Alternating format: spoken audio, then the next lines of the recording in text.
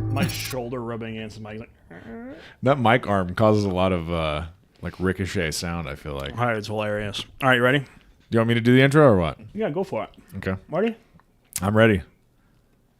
Welcome back, everybody, to another episode of the Just Browsin podcast. I am your co-host, Zach, back again with Matt today, and we are here to bring you a Last of Us Season 2 recap pod. So, spoiler alert, Yes. because we were really bad at We're really bad at saying that jumping way in later. Yeah, like 15 minutes in, and Yeah. then you're like, oh, well, thanks for ruining the whole season for me. Yeah, so spoiler alert for obviously Last of Us Season 2. We will not be covering anything that happens from the games because I've never played the games. I don't think you have either. No. So, and I have thankfully been, I have avoided game spoilers from the internet, which is nice. But spoiler alert for anything Last of Us Season 1 and Season 2, obviously, of the HBO show. So beware of that going in. But And I don't think we're going to give you like a full dissertation of the season. It's going to kind of be more like our thoughts and opinions on it. And we can always revisit in a couple months after we give people some time to watch all whopping 7 episodes. Just because it did finish 2 days ago. So right. This is 2 days after the season finale of Season 2, and I'm fine with not like diving into all the details and giving full explanations of everything, and more just kind of like our thoughts, opinions, and like the surprises and stuff. The reason for those spoiler alerts is like you can't really talk about the story without going over plot specific details. We're just not going to explain every episode to you, and like right. you'll have to watch it yourself, but we will, as Zach said, we will be saying kind of the main plot details and big twists and turns. And so with that being said, hopefully if you're listening to this, you've already seen Last of Us Season 2, and if you haven't seen it and you're okay with being spoiled, then go ahead and keep listening. But so I guess let's start our conversation here. What'd you think? It just the season finale of Season 2 just happened on Sunday. We're recording this Tuesday. What'd you think of Season 2? So it was better than It's better than The Last of Us Season 2.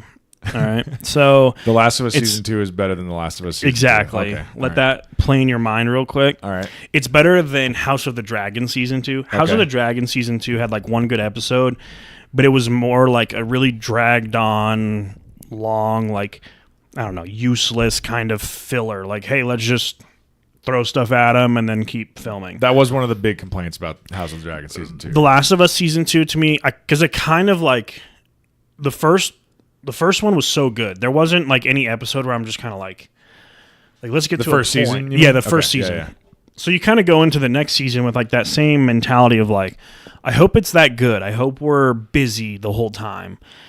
And so I kept waiting for like that one episode where I was just kind of like bummed out. Like I'm just kind of like didn't get any substance out of, or like didn't see where the next episode was going to go. I never got that. So I thoroughly enjoyed the season. I don't agree with some of the timelines as far as like maybe the script was written or kind of how rushed it felt to me in terms of like telling the story. But I didn't think there was like an episode where I was just like, that was useless. Yeah. Like it was all good. It was fun. I enjoyed it. Yeah. I'm kind of sad it's over. 7 episodes is way too short after 2-year hiatus of like getting amped up and ready for it. I think that's also going to be part of our conversation. And I think, unfortunately, in the modern TV environment, especially for like big sort of quote unquote like blockbuster prestige TV shows, that's just unfortunately the reality in 2025, where we now have, these big sprawling casts and a lot of these shows that, especially like fantasy or sci-fi shows that require a lot of CGI and like effects and things like that. It just takes a really long time to make these shows, and now we're getting to this point where you get these like between 7 to 10 episode seasons, but they come once every 2 or even 3 years. Like I just recently finished up Andor Season 2, and Andor Season 2 came 3 years after Andor Season 1, which is like fucking crazy. Now, granted, Andor was apparently like insanely expensive, and it's a Star Wars show, and it's like basically watching like a extended, like Rogue One deep cut over the course of like 12 hours. So I get why it takes so much time and money that goes into it, but it's like 3 years is a long time to be waiting on the second season of a show. Last of Us wasn't nearly that long, but I mean, it's been 2 years since season 1. we're probably looking at another couple of years until season 3, most likely. Yep. Hopefully it's not longer than that. Hopefully it's like 2 years or under, not like 2.5, 3 years. But I really liked this season. I think Last of Us is for sure one of the best shows on TV, like without a doubt right now. Oh yeah. Taya and I, what we did the other day is we actually watched it on Monday because we're coming off of Memorial Day weekend and I had Monday off. So we watched it during the day, Monday. And really enjoyed the finale. And then what we actually did was like the HBO Max or HBO Max, whatever they're fucking deciding to call it nowadays. It went back to like the Last of Us like main page, and it had me back just like the cursor back at the first episode of season 1. And I was sitting there with Taya, and I'm like, man, do you remember how fucking awesome that pilot episode, like how amazing that first episode was? And she's like, do you want to just rewatch it? The greatest start to a show ever. Yeah, I was like, I'm down. So what we did is we literally just rewatched the pilot episode. It's fucking incredible, dude. Bro, just that opening, the talk show scene is the greatest scene that to start a show. Of that scientist, they're doing like the talk show thing. You know, anyone who's seen the show knows what I'm talking about. Like that whole thing of him explaining how terrified he is of a potential fungus-like infection spreading into humankind is so terrifying and such a great setup to like lead into what you're seeing. And then all that stuff in Austin, the flashback of 2003 when the shit is like hitting the fan and they're, you know, it's Joel and Tommy and Sarah trying to get out of there and the fucking plane crashes and everything. It's nuts, dude. It's incredible. So anyway, we watched the first episode of the first season again, and I was just like, man, it reminded me of like the heights that this show can reach when it's like at its peak. Yeah.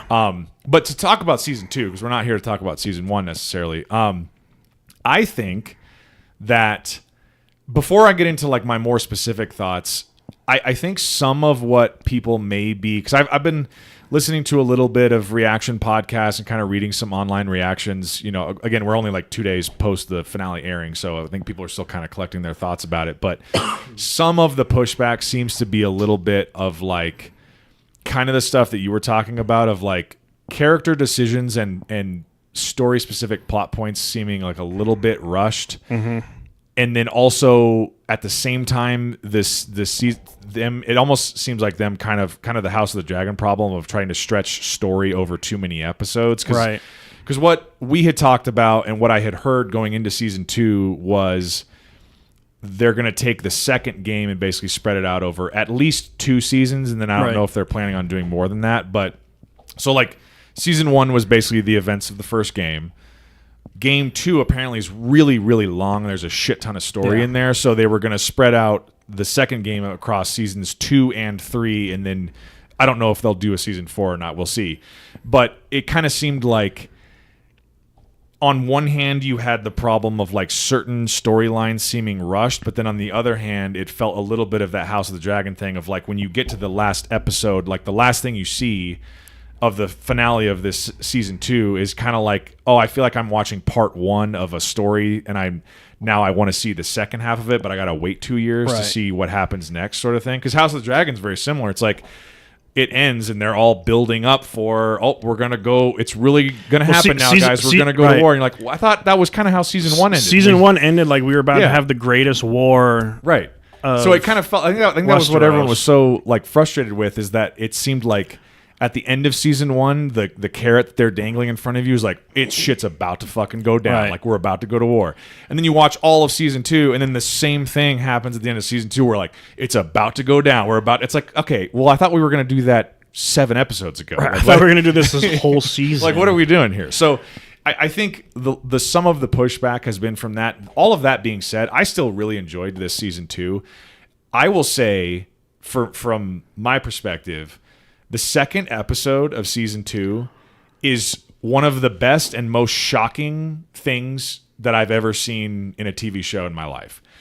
I think the decision to kill off, again, we said spoiler alert at the beginning of this episode, but the decision to kill off Joel like that in the second episode of the second season was one of the most shocking things I've ever seen. So it's the third highest rated episode of the 2 seasons so far. It makes sense because it's basically like a lot of people were saying to compare it, if you want to make like Thrones comparisons, a lot of people were comparing it to like a Hard Home episode. And then also you have like Hard Home combined with like a major character death, which is what Thrones was famous for. Of Right. Like, oh, you like Ned Stark? His head's getting fucking chopped off. Oh, you're a big fan of Robb Stark? He's going to get brutally murdered along with his wife and unborn child at a wedding. Like, it was that sort of death, but like, it's different because in Thrones too, like, they built up to him in Game of Thrones. well, they built up to him a lot, but also you had in Thrones, like, spoilers for Game of Thrones if you haven't seen it, but like, Jon Snow dies, but then he's able to get brought back because there's like magic in that world. And Last of Us, there's no magic, at least as far as we're aware. But it's just like our world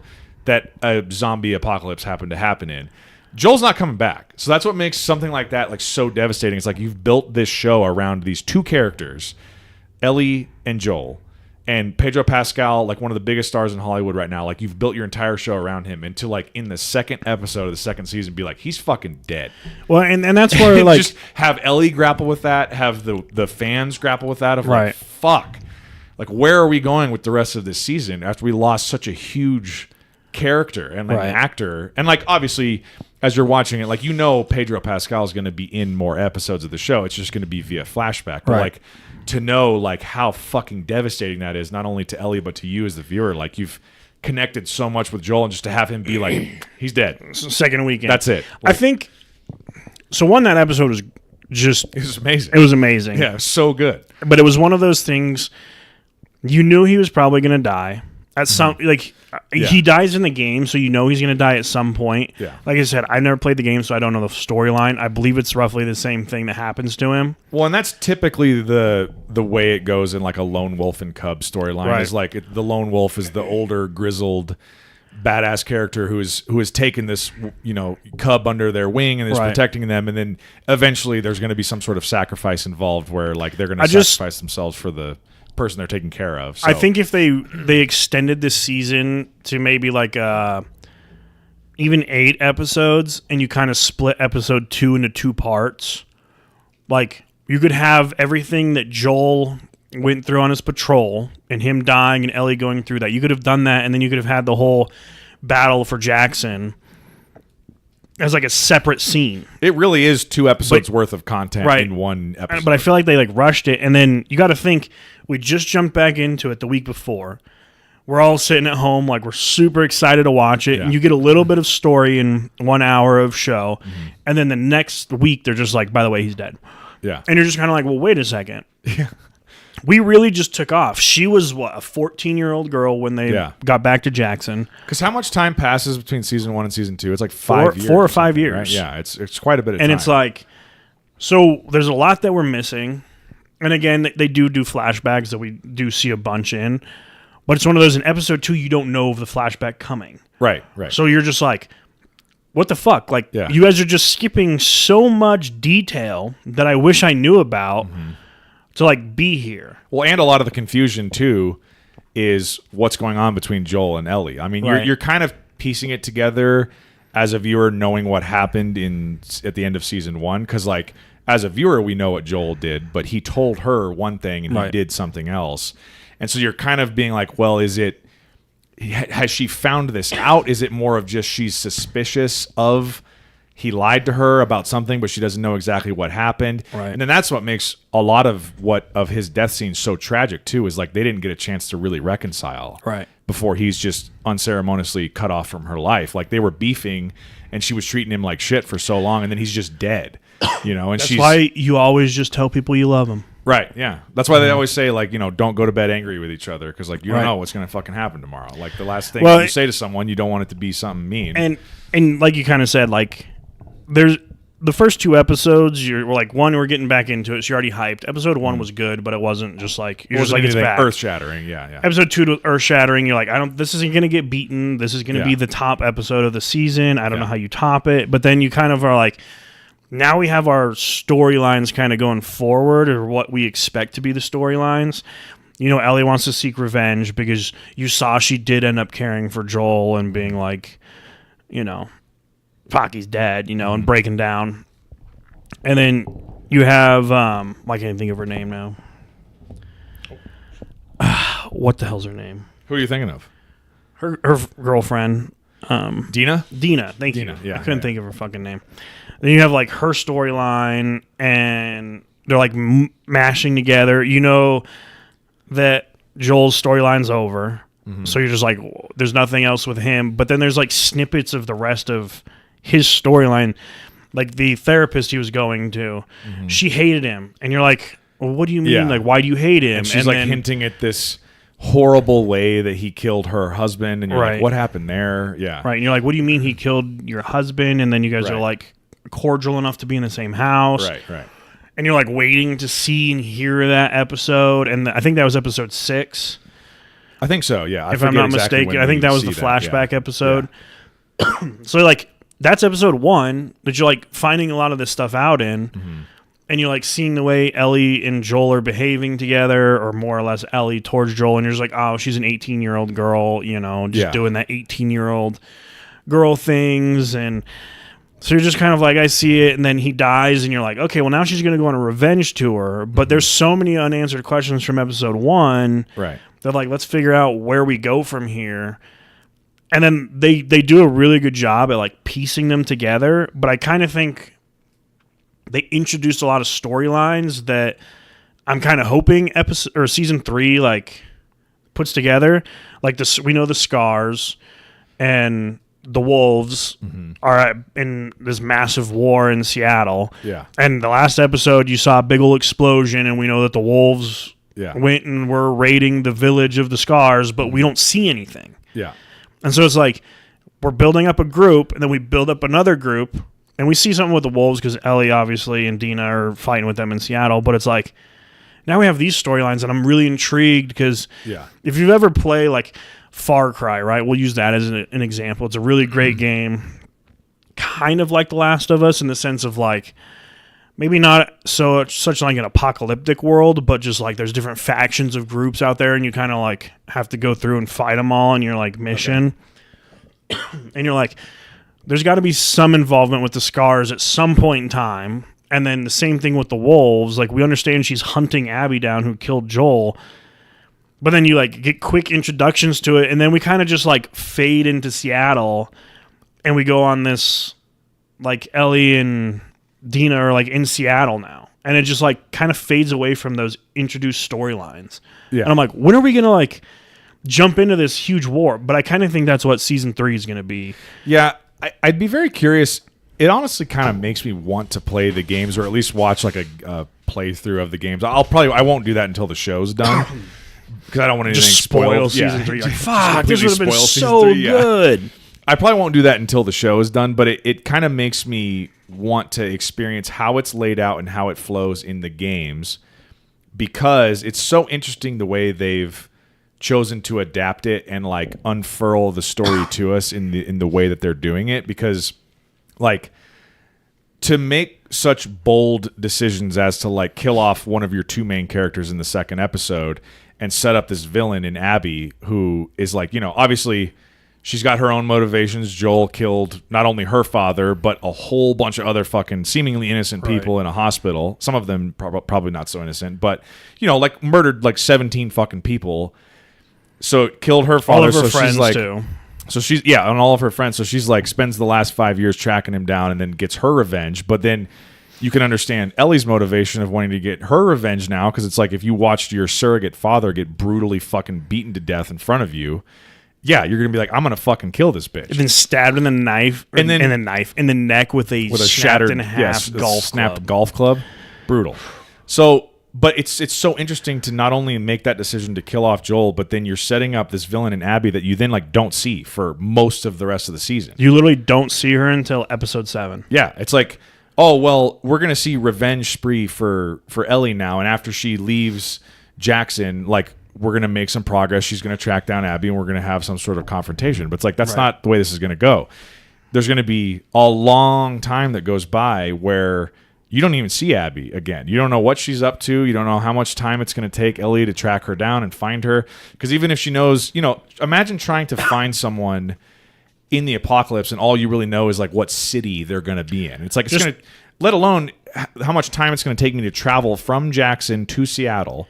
But then once I'm there, it's not like can text her or fucking. No. She's dropped. Imagine a pin. trying to find someone now without just having in a a phone city. number and address. They're just Right. like they were on their way to Seattle in a car. That's all I know. That's all I know. They're in Seattle somewhere. Now you're looking for them, and they're walking to Seattle in Yeah. an apocalyptic world where Jackson, Wyoming to Seattle is not like the longest walk in the world. But it'd take you a it's while. not short. Yeah. And who knows what you're going to... And you're going to run into infected. You're going to run into other raiders. Raiders, all kinds of bad knows? people. Who knows what's going to happen between then and there? And then once you're even there, you now have an entire city you got to comb through to try and find this person. Unless you're comfortable with it, and then you're just like, oh, I know that this is their headquarters, but now you're in a foreign place that you've never been. Right. And also another thing too is they get there and they're in the middle of a fucking war zone basically. Like Seattle is not like Jackson. It's a shithole. Like if you're there, if you're like, let's say you're unaffiliated to Fedra or the Wolves or the Scars or whatever, and you're just wandering through Seattle, you're going to very quickly find yourself in the crosshairs and like crossfire of some real shit going on. And you don't know about it though. Because and you don't know about it. Yeah, I think it's just the Scars and the Wolves, because I think the Wolves kind of wiped out Fedra. They're like, it kind of sounds like it, yeah. This is our place. Because Jeffrey Wright's character, the one where we see flashback scenes of him when he tosses those grenades into the Fedra. Bro, that was such a good scene. That was a very good flashback scene, by the way. I love Jeffrey Wright. He's fantastic in everything. Anyway, he was Fedra, right? And then I guess that was he was like betraying Fedra to join, I guess, the Wolves at that point. I think he was a Fedra insider. Okay, yeah. And then I think he was just like because he kind of like says in the flashback, he's like, they took away our rights. Well, so they very quickly and efficiently set up his motivations for wanting to leave Fedra, because you have like Josh Peck, which shout out to Josh Peck. I love how he's just showing up and like he's in Oppenheimer just and now he's in the random Last of Us. 2-minute. That's so great for him. I love that. But they're in the back of that truck and like you think of Fedra as them all being like Josh Peck. And then that one kid is like, why do we call them voters? And then Jeffrey Wright's character, you hear him say, because we took away their right to vote. So now we call them that as like a derogatory, like ironic name. It's like a slur. We call them voters because they're living under a military dictatorship. They have no rights. And so you can tell he's like, the way he says it is not like, I'm proud of this, like Josh Peck is. He's like, this is... He's it's probably not good. He's one of those guys that probably like, I'm going to join Fedra just to like out of necessity. Yeah, feed my family, survive. But I'm not exactly stoked about what we're doing here, So then they very quickly set up his motivations for wanting to betray them. But I don't know. I was kind of on the thought process and track of talking about how interesting some of the storyline choices are, because then it's like I knew they were going to do something like this when Ellie and Dina make it to Seattle, and it's like Seattle day one. And I'm like, okay, so there must be some very clear timeline of like they're there for a few days and certain things happen each day, and they're going to take us through, okay, day one, this is what they go through. Day two, this is what they go through. And then by the end of the very last episode, now we're seeing a flashback of Abby, who has been absent pretty much from this entire season since she showed up and killed Joel. And then it's like Seattle day one from her perspective. And you're like, oh, I see what they're doing here now. So now when we come back, whether it's 2 years of real time or whatever, when we come back for season 3, now we're going to see all of the events of those 3 or 4 days or however long it was in Seattle from Abby's perspective. Right. And get a little more background into what's going on between the Wolves and the Scars. And what Jeffrey Wright was talking about to that other character of being like, Abby is like our next... She's the next one up. Like, that's why we need to find her. That's why she's so important. That's why I'm so stressed about it. Because that lady's like, what do you give a shit about Abby for? Like, we have a whole fucking army. Right, you with Abby? And he's like, no. That's not it. He's like, look, there's a very real chance you and I are both going to die tonight. We need someone like Abby to lead this army that we have built, or else it's going to go off the rails. Because there's not a lot of like... Right, you'll have the factions of the army goes through separate ways and then fight each other for power. Exactly. Because, if you're someone who is a leader like that, especially in like a post-apocalyptic scenario when you're dealing with like roving bands and like groups of violent people, there's not a like, you know, we've seen that in Jackson, in all of the scenes in Jackson with this big community that they have built up. There's not like, not everyone is a leader. You know what I mean? Like, so those people are rare, and especially if you can find a leader who's got like a good head on their shoulders and they have a good, strong like moral compass. Right. They're not a power thirsty leader. You're They're like, let's we need to make work sure this together. guy's in life. Follow me, we'll be fine. Right. Because what you don't want to happen is like some fucking psycho, power hungry person who's also charismatic and gets people to believe in them, which it kind of seems like is what the Scars are. Yeah. They have some sort of pseudo like religious figurehead that they're following. Some woman that I believe like made a religion, we'll call it. And they are like religiously devout to whatever this ideology is. And that's why and it's kind of interesting how they've set it up too, because like the wolves are clearly like militaristic in nature. They have automatic weapons. They have like, you know, cars and like tanks and shit like that. And then the Scars are just like, you know, people in rags in the woods with like bows and arrows and like a whistle communication system. It's like very primitive. So it's very interesting how they've set that whole thing up of like, you can imagine how one group would be terrifying to the other, right? Like if you're the Scars, like the wolves are terrifying because they're this big, massive, like sort of military industrial complex in this post-apocalyptic world. They have all this firepower, but also if you're the wolves, the Scars are terrifying because they believe in what they believe so fervently that they're like almost psychotic about it, and they're very fucking sneaky. So and like they're just a very terrifying group of like people. At night, well, like they chase Jesse and Ellie and Dina into the park or whatever, and they're like, we don't go in there because like they know there's Scars in the fucking park, and it's all like overgrown with woods and everything, and they're like, fuck that, we'll find them later. Like they're in there with they've got to get out like, of here somewhere. Yeah, and because those guys, like those wolves, know like. I'm sure a bunch of their friends and fellow soldiers have been hung and then fucking gutted in their intestines. Like I'm sure those guys see that and they're like, "No thanks." That scene was one of those like intense, dude. Like you're like, "Oh, okay," and then you're just like, "Oh, fuck." I mean, fuck. Obviously, there's a lot of rough ways to go, but could you imagine a more rough way to go? You get strung up by the neck, and as you're being hung to death, you're not dead yet. You get sliced open, and all your fucking guts spill out. Jesus, it's not what you want. It's not ideal. It's not an ideal way to go out. If I'm gonna pick the way to go out, I'm gonna just hopefully die of old age. Yeah, like a heart that attack. would be preferable. Or I think second best would be just Jesse and just catch a bullet to the face and have it be over. Like in a we don't know he's dead. He got a bullet in the face. He's dead. You never know. Maybe Abby's dad can save him. Oh, wait. Oh, that's right. He took a bullet to the face too, Abby. Can I ask you a question about... I was thinking about this on the way over because I was listening to a reaction podcast talking about The Last of Us, and one of the guys on the podcast was like really kind of down on the finale because he was complaining about a lot of the decisions that Abby has made and how... it may be different in the way that they've adapted it for the show because like it might come off a different way in the game, but he's saying like she comes off very like petulant and irrational and makes a lot of emotional like hair trigger decisions that end up costing everyone around her very dearly, which she definitely does. Mm-hmm. And his like point he was trying to make was like by the end of this season, the way they have portrayed her, they have kind of like taken away my ability to be rooting for her and being on her side. Because at a certain point, you're like, Ellie, I understand you watched Joel get beaten to death in front of you, but at what point is this no longer worth you getting your revenge? And I think that's probably one of the main points of the story from the game. And that's the point of a lot of stories throughout our culture of like, you know, you hear that in TV shows and movies all the time of like, if some character, if a loved one of theirs gets killed and they're wanting to go get revenge, there's always some other character being like, it's not going to bring your loved one back. Like, it's not going to fill that hole in your heart.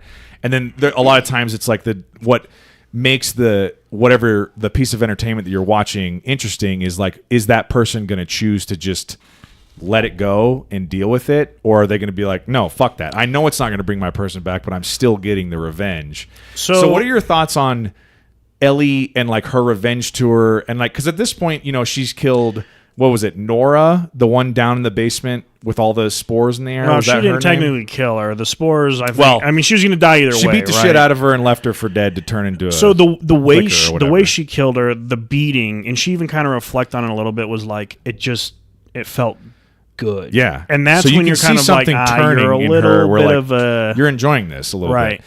And so what I was going to say is, so she's killed that lady. So out of the group that came to Jackson and killed Joel, that chick's dead. I think her name was Nora. I could be getting that wrong. believe but so.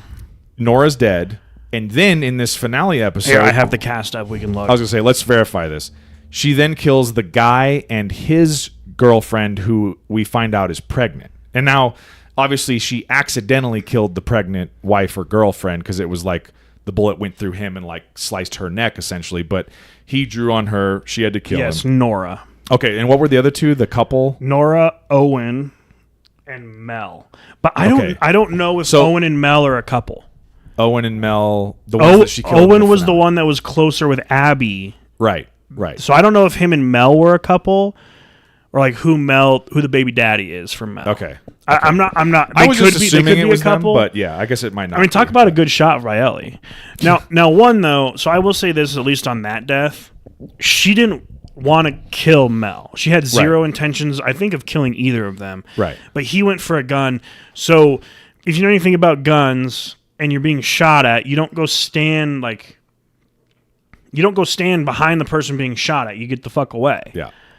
And he like stepped in front of Mel. Ellie shot him right through the throat, and then it went through Mel's throat. And I was like, well, that's just 2-for-1 deal, right? Right. 2 birds, 1 stone. We got it. But then you see that Mel's pregnant, and you're just like, this hits harder than it would have if she wasn't. I honestly thought that scene worked really well because you can see it in Ellie. Like when she arrives there, she's so mad and she's pointing the gun at them and she wants to kill them, but ultimately she really just wants Abby. Right. And then he pulls on her. She fires to kill him, and then she's like, "Oh fuck, this other chick is now dying." Right. And then she doesn't even realize when the lady's like, "Do you have a knife?" She's like, "I have Cut it like out. 30 seconds." And she's like holding her fucking neck and everything. And she's like, "Cut it out." And like you can see Ellie being like, "Oh my god, I just killed a pregnant woman. And Now, like, this the unborn only baby's gonna die." I think the only reason that she's really just is bawling, impacting her is because Dina's pregnant. and she's thinking about Dina. The I whole think time, that's too. the Yeah. only thing that really impacted her with that. Not saying that she was that Well, heartless, but And this is why I'm asking this, because another part of this is not only is she putting all of her friends in danger, like all of the people that she's put in danger on this revenge tour, but she also has pregnant Dina, who she now wants to be with and like raise this kid with. And she already in the earlier episodes, once she found out Dina was pregnant, was grappling with the fact of like, you should go back to Casper. Right. Let me finish do this. Jackson. Jackson, because she's like, I don't want my pregnant like girlfriend, if you will, to be in such danger. But then Dina's like too much of a fierce, loyal friend to be like, no, I'm staying here with you. But you can tell like Ellie is going through all of that. So anyway, I wanted to ask you about like, what are your thoughts on, at this point, Ellie still attempting revenge on Abby when she's put Dina and an unborn child in danger. She's put Jesse in danger, Tommy in danger, because they've come to rescue them, essentially. And there's now all of this other collateral damage where she now just killed this pregnant woman on accident. Like, what the guy on the podcast that I was just listening to was kind of saying is, like, they're losing me in terms of me wanting to root for Ellie because of all of what it's costing her to get her revenge. So I think you have to take a step back and look at the bigger picture, right? We know that Joel killed all the Fireflies and the doctor. Mm-hmm. The doctor, as Abby says, you killed an unarmed man. He had a scalpel, which you cut your artery in your neck, you're dead. Yeah. Right? Like, it's a weapon. You look at it as a weapon. So let's go back to the only reason that there's the start of this revenge tour. Joel did what he was asked to do. He brought Ellie from Boston all the way to Salt Lake City. Mm-hmm.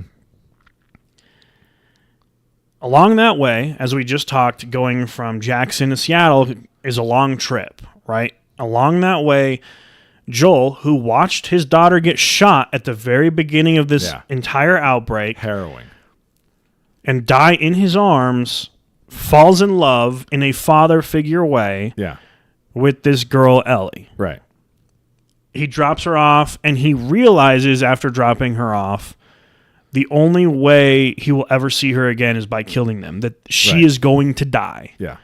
Basically, what they tell him is like, if we get what we need from her to try and make this cure, she is going to die. And he's like, I can't accept that. Right. And so he leaves, and then he realizes, like, I've already lost one daughter. I view her as my other, my adoptive daughter. Because the way he's looking at it is like, I will not make it through losing another daughter. Like, I just can't. He's like, I can't just go to Jackson and be with Tommy and just live a peaceful life. He was already broken for 20 years after Sarah. And then all the shit that they've been through from Boston to Jackson and Jackson back to, or down to Salt Lake City. Mm-hmm. You're just like, he's growing that fatherly love towards this girl. Yeah. And so you take that and you go, and there's like the moral argument. Well, what if he didn't kill them and they came up with a cure? And I'm like, is this a cure to kill the infected, or is this just a cure to make everyone immune? So on that point, I also wanted to ask you this. I think a very important distinction in the storytelling that really has ramifications on the entire thing is, I think it is crucial to the story and makes Joel's actions more understandable if it is a little bit vague and unclear as to whether or not it was actually going to work to make a cure, versus us knowing as a viewer it would have worked to make a cure and Joel fucked that up. I think it's more interesting if so it's unclear whether or not that was actually going to work, which for me as a viewer, that's the way I took it, of like, it's a thought experiment. They think they can make a cure, but there's no guarantee. Like, Ellie could just die and then they still have no cure. You know what I mean? Like, we could just be to square one and now Joel's lost Ellie. And Joel, that's what he's thinking too, of like, you don't know if you can make a cure. There's one fucking doctor in the last 20 years since the world ended, and what, you were able to find a neuroscientist who can or a neurosurgeon who can actually pull this off. Like, come on, what are we talking about? Well, and that's the thing though, right? So looking at the bigger picture, because you kind of have to to take a deeper dive into that question on Joel saved her because he loved her. Yeah. He didn't tell her because he knew she wouldn't be okay with it. Right. As we find out in the flashback episode. Because to her, she's like, that was the purpose of me. Right. Of my life. Like, my purpose was to create this cure and save us. Right. And you took that away from me, basically. But he's also sitting there going, and he breaks down, he goes, because I love you. Yeah. Like, that's why I did it. Yeah. And you have to, you take that step back and you go, well, people will be like, well, love's not a good enough reason. I'm like, but if you've been through everything and there's no guarantee, if there was a guarantee and they're like, hey, you're going to die in this surgery, but we're guaranteed to make a cure to where we can make everyone immune. Yeah. And then you just get ripped to shreds by them. Then that makes what Joel did more nasty. But you barely get power in any of these locations. Right. And now they're in some rundown hospital. That's why I'm saying it makes a doctor and two nurses. Yeah. It's better for the story if it's left ambiguous as to whether or not that would have worked. Right. So thought experiment, right? Yeah. You go, in my opinion, I don't think it's going to work. So in my opinion, if I'm Joel, I'm doing the same shit. I'm going through. So in reality, to go back to your main, the first question of, is what Ellie's doing about revenge? One, Abby was the one that first went hunting and seeking revenge for her father's death. Yeah. She spent 5 years tracking Joel down to not only be saved by Joel from being absolutely demolished by all of the infected. And she had an opportunity then and there to be like, you know what? He saved me. Right. Let's just call it even. I would be dead without him. Let's call it even. I'm fine with it. I'll just let it go. Right. But she didn't. You could cut his arm off. Dismember him. Do what you want, but be like, I'm only keeping you alive because you saved me. Right. So he saves her, not thinking anything about it, because it's been 5 years, right? Yeah. It's just a person, she's in danger, I'll save her. Yeah. Saves her. They go, and then she's like, my friends are in that cabin up there. And so he goes up there to get away or whatever, right? And it's like, okay, Joel's doing everything right. He's doing everything he's supposed to. One, there's a bad storm. Two, he saved Dina, and then he saved this Abby girl who started this huge... And Dina's already in bad shape. She's half frozen. Right. He's like, we need to kind of regroup before we get back to Jackson, but also Jackson's on fire. I need to get back there. Right. And so it's like, you have to look at it and go, Abby's the one that started this revenge tour. Mm-hmm. Joel saved her life and has just been living in Jackson. Yeah. And for what we know, he killed one person, but we don't know how. We don't know why. We just know he killed one person, but it's clearly not a big enough deal to like. Yeah. He's still a very valued member of the community. Yeah. Yeah. And so I'm like, okay. And then Abby wasn't there to watch her dad die. He was shot once in the head. That was it. He wasn't tortured. He wasn't beaten to death. He wasn't. I guarantee you, if he dropped the scalpel and just put his hands up and backed up, he'd still be alive. Probably. Because Joel didn't kill the 2 nurses. Yeah. Because that's how Abby found out about it, right? One of the nurses told her. Right. I'm assuming those are like the only 2 left alive in the hospital after Joel leaves. He killed everyone else. Right, because if he killed the 2 nurses, no one knows who did it. Like, who's going to be there to tell anyone? Right. Yeah, everyone's dead. And so Abby started this revenge tour, and then Ellie, tracks him up there, and then breaks in and is, if she was smart and cleared her corners, she might have killed him and saved Joel's life, but she's not good. She's not a Navy SEAL, so she didn't do that. She's also like 16, too. Right. But then she sits there and she sees her pretty much beaten to death stepdad. Yeah. Just bleeding out on the floor, looking at her like one last time, like more or less saying like, I love you. Yeah. And then watches him get stabbed through the neck with a broken golf club. Yeah. Then they go back to the town after however long it took her to rehab because she had all the broken ribs and probably like a broken back and everything. And they do a town vote to send a 12-person party after the killers to kill them, track them down more or less and bring justice. Mm-hmm. The town votes no. So Ellie goes, I'm going to go out by myself. There was never a plan to go with Dina. There was never a plan to get Jesse or Tommy involved. Right.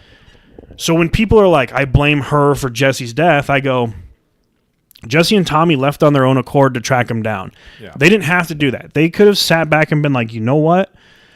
She's an adult and she made this decision. We can't put our lives in jeopardy and the lives of those in Jackson in jeopardy because she wants to get revenge. She wanted to get revenge. The town as a whole voted no. Yeah. And so we can't just, form our own party and use town resources and people that we just had a war with the infected and we lost a decent amount of people. Yeah. We can't sacrifice those resources to go hunting down because a group of raiders killed one person. Right. No matter who that person was. Yeah. So I agree with Ellie's revenge plot. Dina's the one that wanted to go with her. Okay. You want to go. You know what you're signing up for. And Ellie kind of says that. You know what we're doing, right? Like, I think Ellie kind of, when she was doing this, she's like, I'm not coming home. Yeah. Like, this is a, I think for quote her, unquote, she's suicide like, mission. Yeah, I'm okay if I get there and I die in this attempt. As long as I kill Abby. Yeah. And the other people that were with her, maybe, or other, Right. And if I die, it was a successful mission, and I don't care.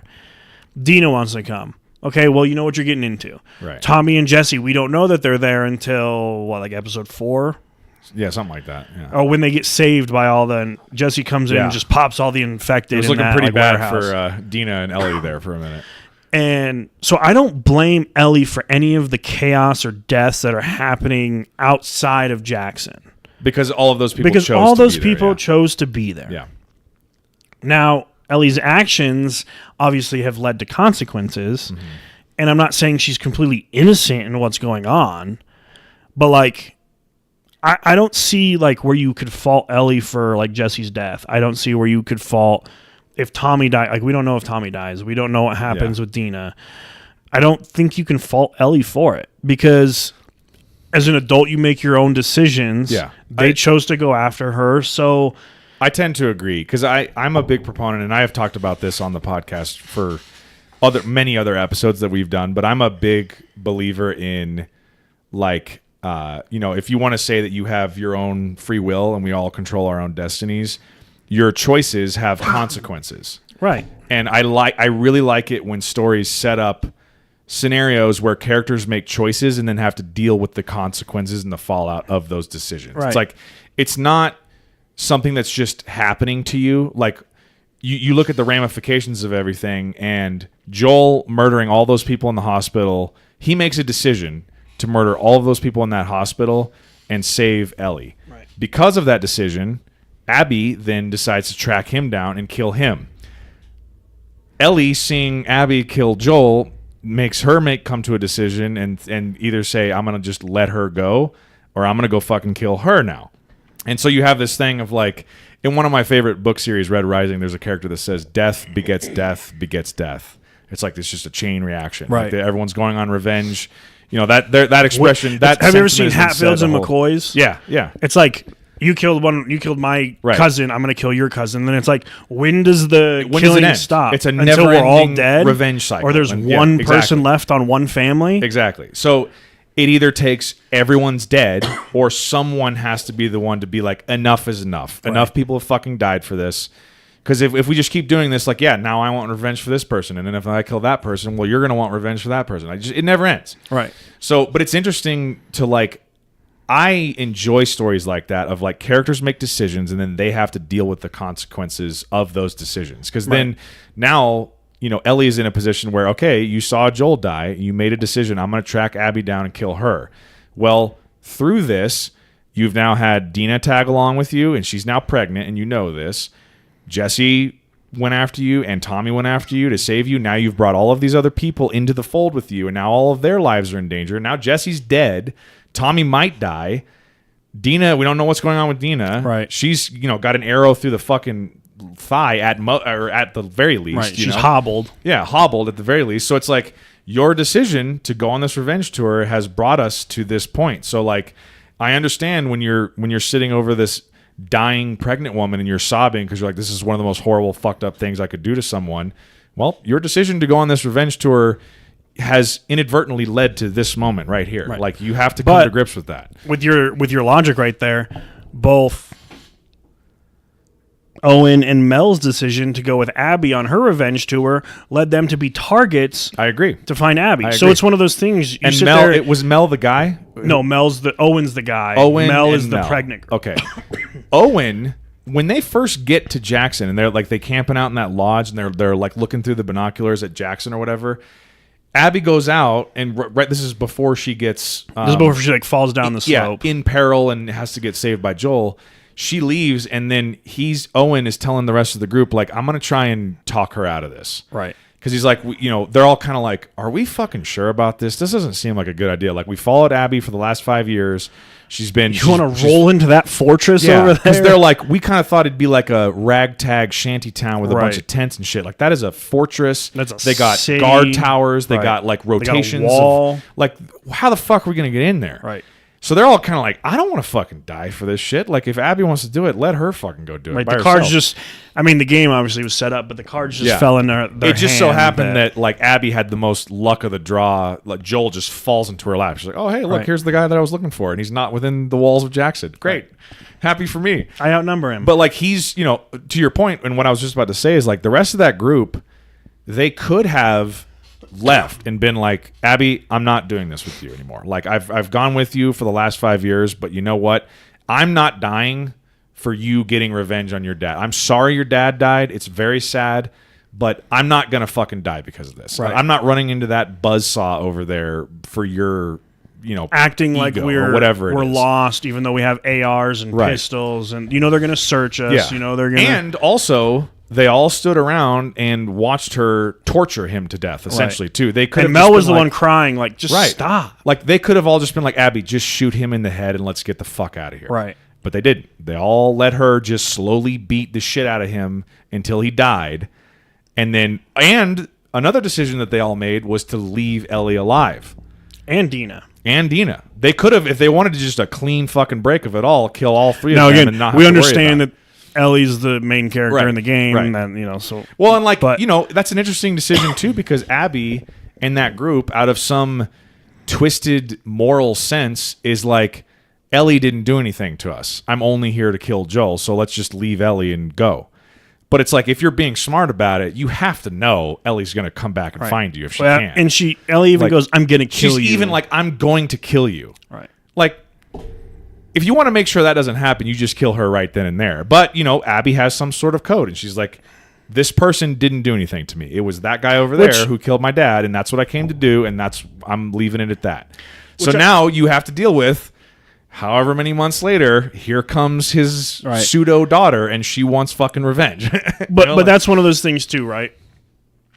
I can live by that moral code where it's like you and Taya attack me, right? But it wasn't Taya ever hitting me. Why would I hurt her if it was just you? My only goal would be to come after you and be like, you watched him attack me, but you didn't do anything. It's not your fault because you couldn't stop either of us. We're both specimens. Fucking just joke. Yeah, but it's like that. It's like I get that. I agree with that, right? You don't hurt a 3-year-old kid because their parents made a bad decision. Yeah. Right? You go after the people that made the decision and followed through on the actions.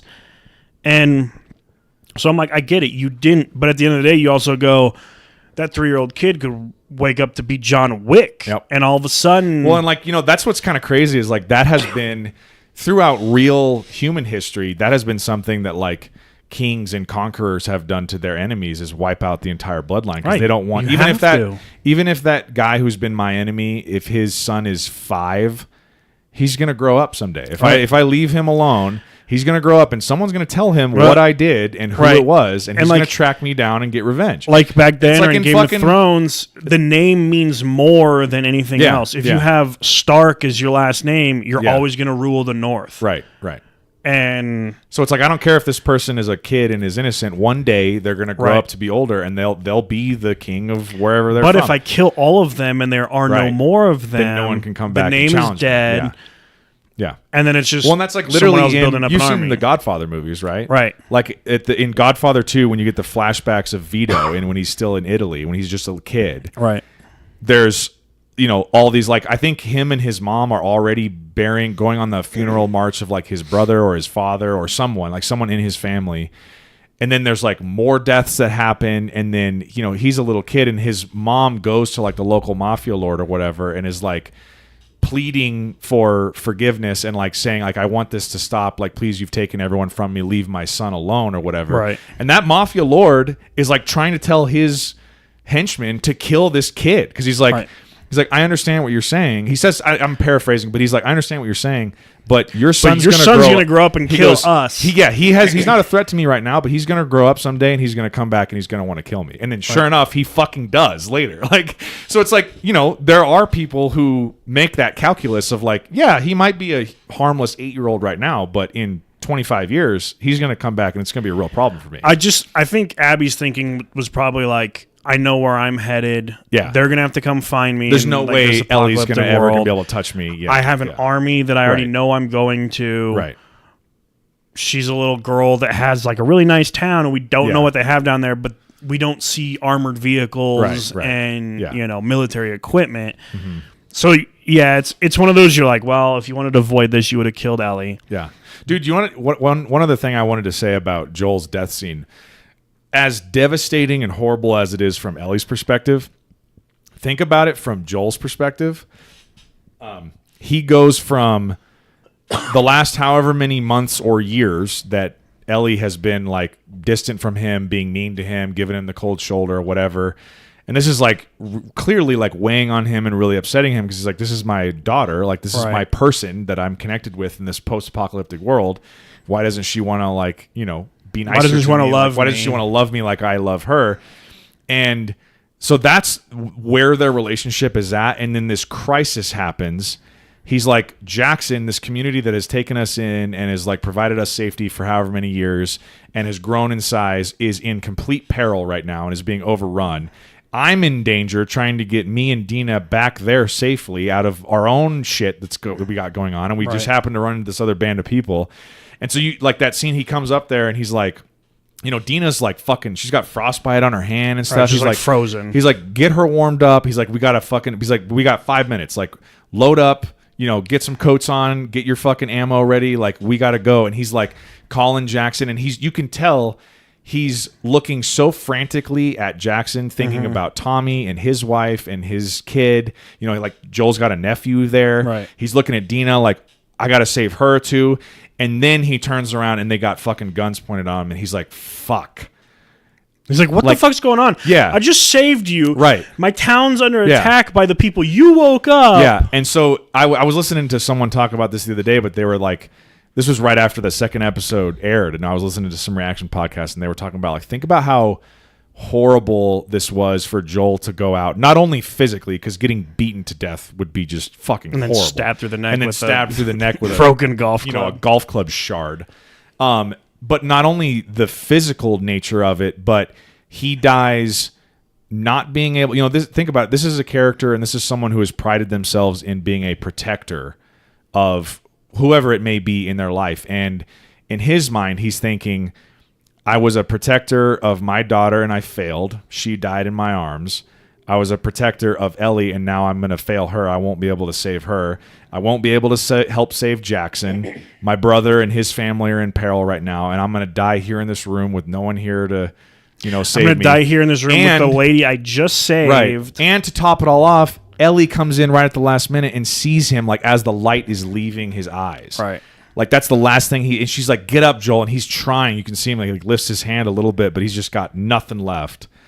Like, what a fucking devastating way to go, dude. I kept waiting for him to grab her pistol before he was, like, beaten to death and just, like, go on some John Wick moment. Yes. And I was, like, waiting for it, and then it just never happened. And I was just kind of That was the thing that kept fucking with me, is because she gets, even after she shoots him in the leg, and he's laying there, and obviously, like, getting half your leg blown off would really fucking suck, and you'd be in a lot of pain. But, like, you may survive.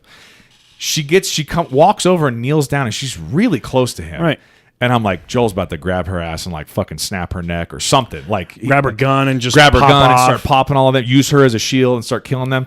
And he just never does. Right. And you're like, fuck. I think the longer it goes on, you're like, I don't think he's getting out of this. Like, so I think, kind of going back to, like, season 1, right, and in through season 2, you realize, like, there's always this conversation of, like, well, there's been a lot of hard decisions Joel has had to make on his journey from Austin to Boston, because they had to get from Texas to Boston somehow. Right.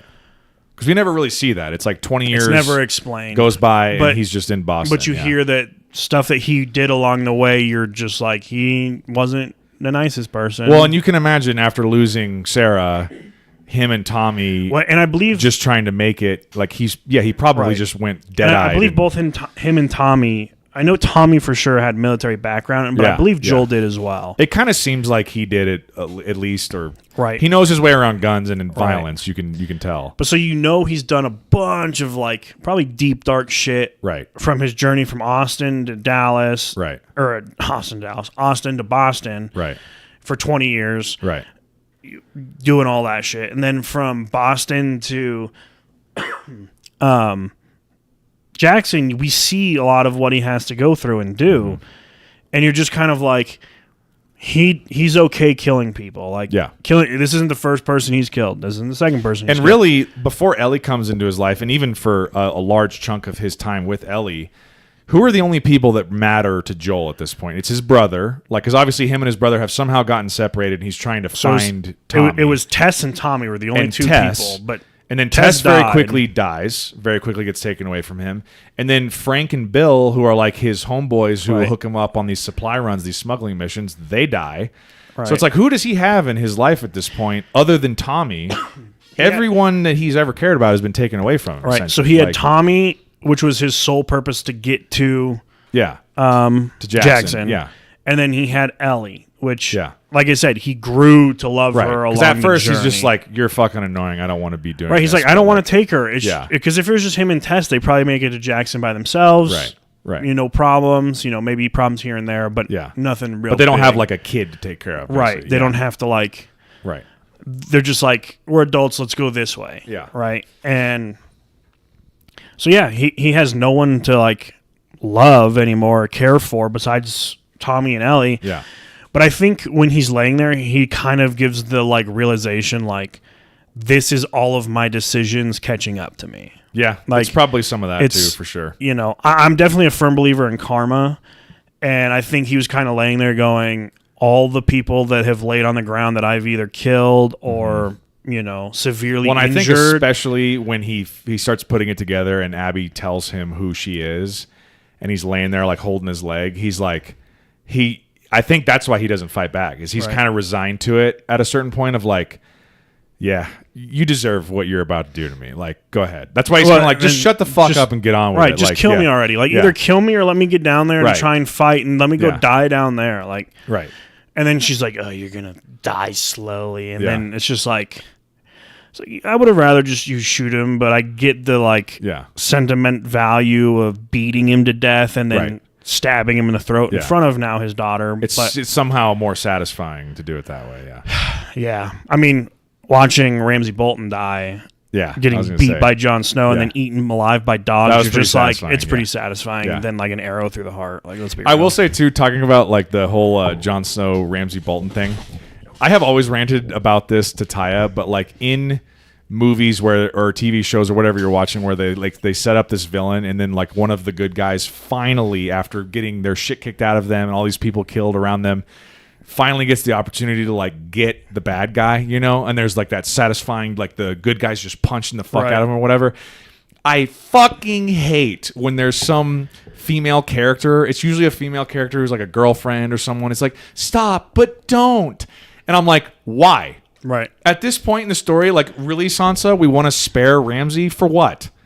What? And I get, she ultimately gets her revenge because she's like, Right. I want to get my licks in too because he was so terrible to me. But like, if I'm Jon, I'm like, with all due respect, Sansa, shut the fuck up. I'm gonna cave his face in real fast. With all Like, due respect, this is a man's game, and Yeah. she's like, I have a more satisfying way he's gonna die. Yeah, and like, granted, Sansa gets her licks in, and like him getting eaten alive is pretty satisfying. But like, you know what I mean? Right, Of, it's like, just there's like- always that moment of like the good guy's about to go. Just get my sword and Yeah. shut up. It's just let Well, me 'cause kill this fucking To guy. that point, at least with Game of Thrones, right? When I think it's episode 1, when the deserter from the Night's Watch is running back, and Oh, you yeah, have yeah.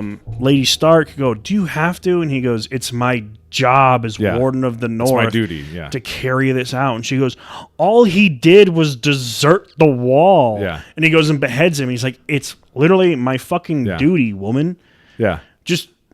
And it's that's part of their rule. He knew that Right. if he deserts, this is what the punishment is. Yeah. Yeah, it was all of her friends, so they're like, just stop. And I'm like, yeah, just fucking stop. Joel, get up and shoot all of them. Come on, let's go. Chop, Right, chop. Right. Like, save Mel. She seems fine. You know that has to be if you're one of Abby's friends, because it's obviously satisfying to her in some way. She's the one whose father was killed by this man, and she gets to slowly beat the man who killed her father to death. Right. That it's satisfying some carnal desire and urge in her for revenge and bloodlust. But if you're one of her friends, you got to know that's just like brutal as fuck to just watch your friend slowly beat a man to death over. Right. I mean, that probably took a while. Well, and then you Because she's sit a smaller, slender Right. woman. I mean, I know she's got golf clubs and shit, but she's basically just like hitting him a whole bunch. It's like, Right. I don't know. It would take if it's but like a 16-year-old girl beating me to death, it's probably going to take a while. Unless she's got like a bat or a fucking golf club or something, I guess. But you also have to think, too, Joel didn't, he showed mercy in his... He wasn't torturing. He wasn't Right, cutting your he's dad's just eyelids capping off people. and Yeah. skinning him alive. Right. He shot him in the head. Your Yeah. dad didn't feel it. Right. Died, and then Yeah. Joel saved his daughter. Yeah. That's what happened. Other than that, it was like, you're in here, like, this is your revenge, and it's like, you didn't see your dad die. Right. You just saw a bullet in his head. And so it's one of those, like, for me, revenge in that regard, I would have much rather just been like, boom, done, let's leave. Yeah. Like, yeah. none of, like, I don't think I think it's kind of the trauma you go through is, so like, if you were captured and tortured, your revenge might be, I'm going to capture and torture someone. Right. So they know what it's like. So they Yeah. know what it's like. So kind of like one of the greatest movies of all time, Law Abiding Citizen. Oh, love that movie. That's a Gerard banger. Butler's wife and daughter were murdered. I think his wife had a little bit more that Yeah. happened to her. I think in they insinuate she gets raped. kind yeah. of in front of him. Yeah. And that was all he ever had. Like, he just loved them, and that's all he cared about and had. And so he goes on this torture This like spree. epic revenge spree. Yeah. And it starts with the guys that hurt him, and then it turned into the guys that are helping the guys that hurt him Right. set them free. And you're just like, but he's like, you guys did all of this to them. I'm going to do this to you. And it's Yeah. just like, that's the kind of thing that it's like, you shoot, kind of going back to the Having McCoys. You kill one, I kill one. But it's like Yeah. tit for tat. if you do this to my person, I'm going to do this to your person. It's like your goal was to just kill him. You didn't have to torture him. Right. So just kill him and move on. You got your revenge. Yeah. You take your deep breath. You go live your life. Right. But instead, I think if they would have just shot Joel and Ellie found Joel, she probably wouldn't have been like, right. Oh shit, he was just shot by somebody, the Raiders, but it's the whole thing, like she saw him and like the state he was in and then watched the final blow. That's just like, oh fuck. Yeah. Yeah. But I don't know. It's yeah. Going back to the very beginning of the question, I'm still on Ellie's side with the whole revenge thing because they're all adults in the decisions that they have made to follow her. Yeah. And so I can't blame anybody but them for wanting to join her on this revenge run. I like stories like this because I love the moral ambiguity of it, and like on either side of the coin, you can completely and utterly understand Ellie's perspective, and like you can put yourself in her shoes and be like, yeah, I can see myself wanting to do the same thing. Maybe not actually going through with it, but you can definitely see like I would have the desire to get revenge. Like you can understand that perspective. But you can also understand if I'm listening to someone talk about it and they're like, it's not worth the cost at this point. I'm like, yeah, I kind of get that too. Like there's that's what makes the decision that Joel makes at the end of season 1 so interesting. And we talked a lot about this when we did our season 1 pod, but the creator of the game, Neil Druckmann, was talking about, when they were making the game and they were doing all the like the beta testing and everything, and they were talking to people after they had played the game and asking them specifically about the end of the first game and Joel's decision. They were like, it was so fascinating getting the responses from people because it was like straight down the middle, half and half of people being like, nope, I don't agree with Joel's decision. I can't believe he did that. That's completely brutal. He murdered all these people. He could have saved the world by letting Ellie, go towards making the cure, whatever. And then the other half of people being like, oh yeah, it's no decision. I would do the same thing, sort of thing. And it's like, that's what makes that decision so fascinating is you have basically half the people agreeing on either side of like, yeah, I would do that. And it's a lot of like, it also depends if you're a parent. I think, obviously neither of us are parents, but if you ask parents, if you're in that situation, what are you doing? I think a lot of them are like, yeah, I'm doing what Joel's doing. I mean, even just like... It's not even a choice for me. Yeah, like... Even like me just having a dog, right? Like someone hurts my dog, I'm hurting that person. Like I'm already my mind's already made up. Yeah. And people are like, it's just a dog. But it's like... And I can understand like, it's just a dog. It's not like your actual human being bloodline. But it's like, yeah, but that dog is my family. I've had bad dreams of like people hurting my nephews. Yeah. And like when I was down visiting my nephews, I'm like, no one's going to hurt my family while I'm here. I'm going to do everything. If I die, I die. Like I will protect my family. And so it's one of those things that your morals, I think it brings into question like your real life morals, right? Not the video game morals of like, well, I don't agree that he killed all these people in the video game, right? It's like, what in your real life would you have done? And you're like, I would have saved the world. It's like that sounds all fine and dandy until you put yourself in that position of. But if that's your daughter, she is your world. That's your world. So you're killing all the people to save your world. Yeah, I would have sacrificed her. I'm like, so you would sacrifice your own daughter? Well, it's not his daughter. I'm like, but to him it is his daughter. To him it is. Yeah. So you have to understand that position before you scrutinize someone else's rationale. Like, there's a lot of acts of, like, even in the real world right now that things go on and people are like, I can't believe they did that. And I'm like, well, what's the backstory? Get the backstory and then make I can't believe he did that post. And if it's like, oh, I read the backstory, I'm like, I'm on that guy's team 100% of the way. I agree with him. Yeah. And everything that he did, I wish he would have done more because I would have done more after reading that story. Yeah. Or you sit there and you go, there wasn't enough there to go where he went. I agree with anger, but not the actions. So it's like, I don't know. hopefully we're never put in this situation where we have this massive apocalyptic world because of a zombie fungus outbreak.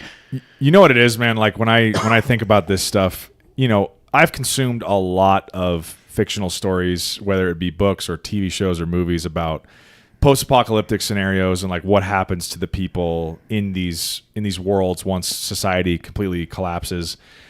It really hammers home every time I watch one of these things of like you don't want to be around once it's all over. Like I was watching like a YouTube video and they were like, what happens if the world goes into a nuclear war? And this lady goes, well, probably about 5 billion people will die. And they were like, the only people that really have a good chance of like successfully living and repopulating and like just having a good life afterwards are the ones that probably have military combat experience because they're going to have to fight people off. Mm-hmm. They know how to grow and raise their own food. They know how to hunt. Yeah. They know how to, you know, collect water. And more or less she's like, we're going to go back into a hunter-gatherer stage of life. Mm-hmm. And if you're one that relies on your refrigerator or, you know, running water to survive, you don't know how to make a fire.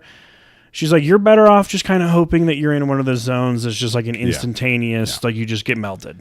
And I'm like, the more you think about it, I'm like, if we go to a nuclear war, I hope one kind of lands close because I just don't want to fight and have to survive. I hope I get vaporized. Like, just vaporize me and let me go. Yeah. Just have it. Come on, Thanos, snap that finger and let me just disappear. Because the thing is, like, you know, I think it's always fun to imagine a scenario of like, you know, you have your like, especially as guys, you have like your daydream of like, well, how would I handle the zombie apocalypse? And you're like watching The Walking Dead, thinking about like, all right, what will be my weapons of choice to kill all the zombies and stuff? Yeah. But you're like, what you really don't think about is like zombies excluded, how shitty it would be just getting through each day, finding food to eat, finding clean water to drink, finding shelter. And then all of the other fucking psychos you're going to run into who are not zombies, who are other people who have lived. And like in a world like that, the only people who are still surviving are hard ass, terrible motherfuckers. Right. And you don't want to run into them. And the ultra prepared, which are the same people that are just like, you're a little couple loose screws in there. It's not like you're going to run into some real nice folks who are going to welcome you in with open arms. Like those people don't make it. It's just like, or they do, and they needed something from you. And you provided that. So it's like, you got to just, it always makes me wonder, like, you know, and I think most human beings have just an innate, like, inherent desire to just keep on going, keep on surviving. Right. So if you can make it, you just kind of keep going. But it really makes you think, like, I kind of hope I just get got by something early on, because the longer you go post society collapsing, just the shittier it's going to get. Just make me be ground zero so that I don't have no clue whatever happened. I'm just literally dust. I'm not even dust. Like even my dust got vaporized. Like I'm just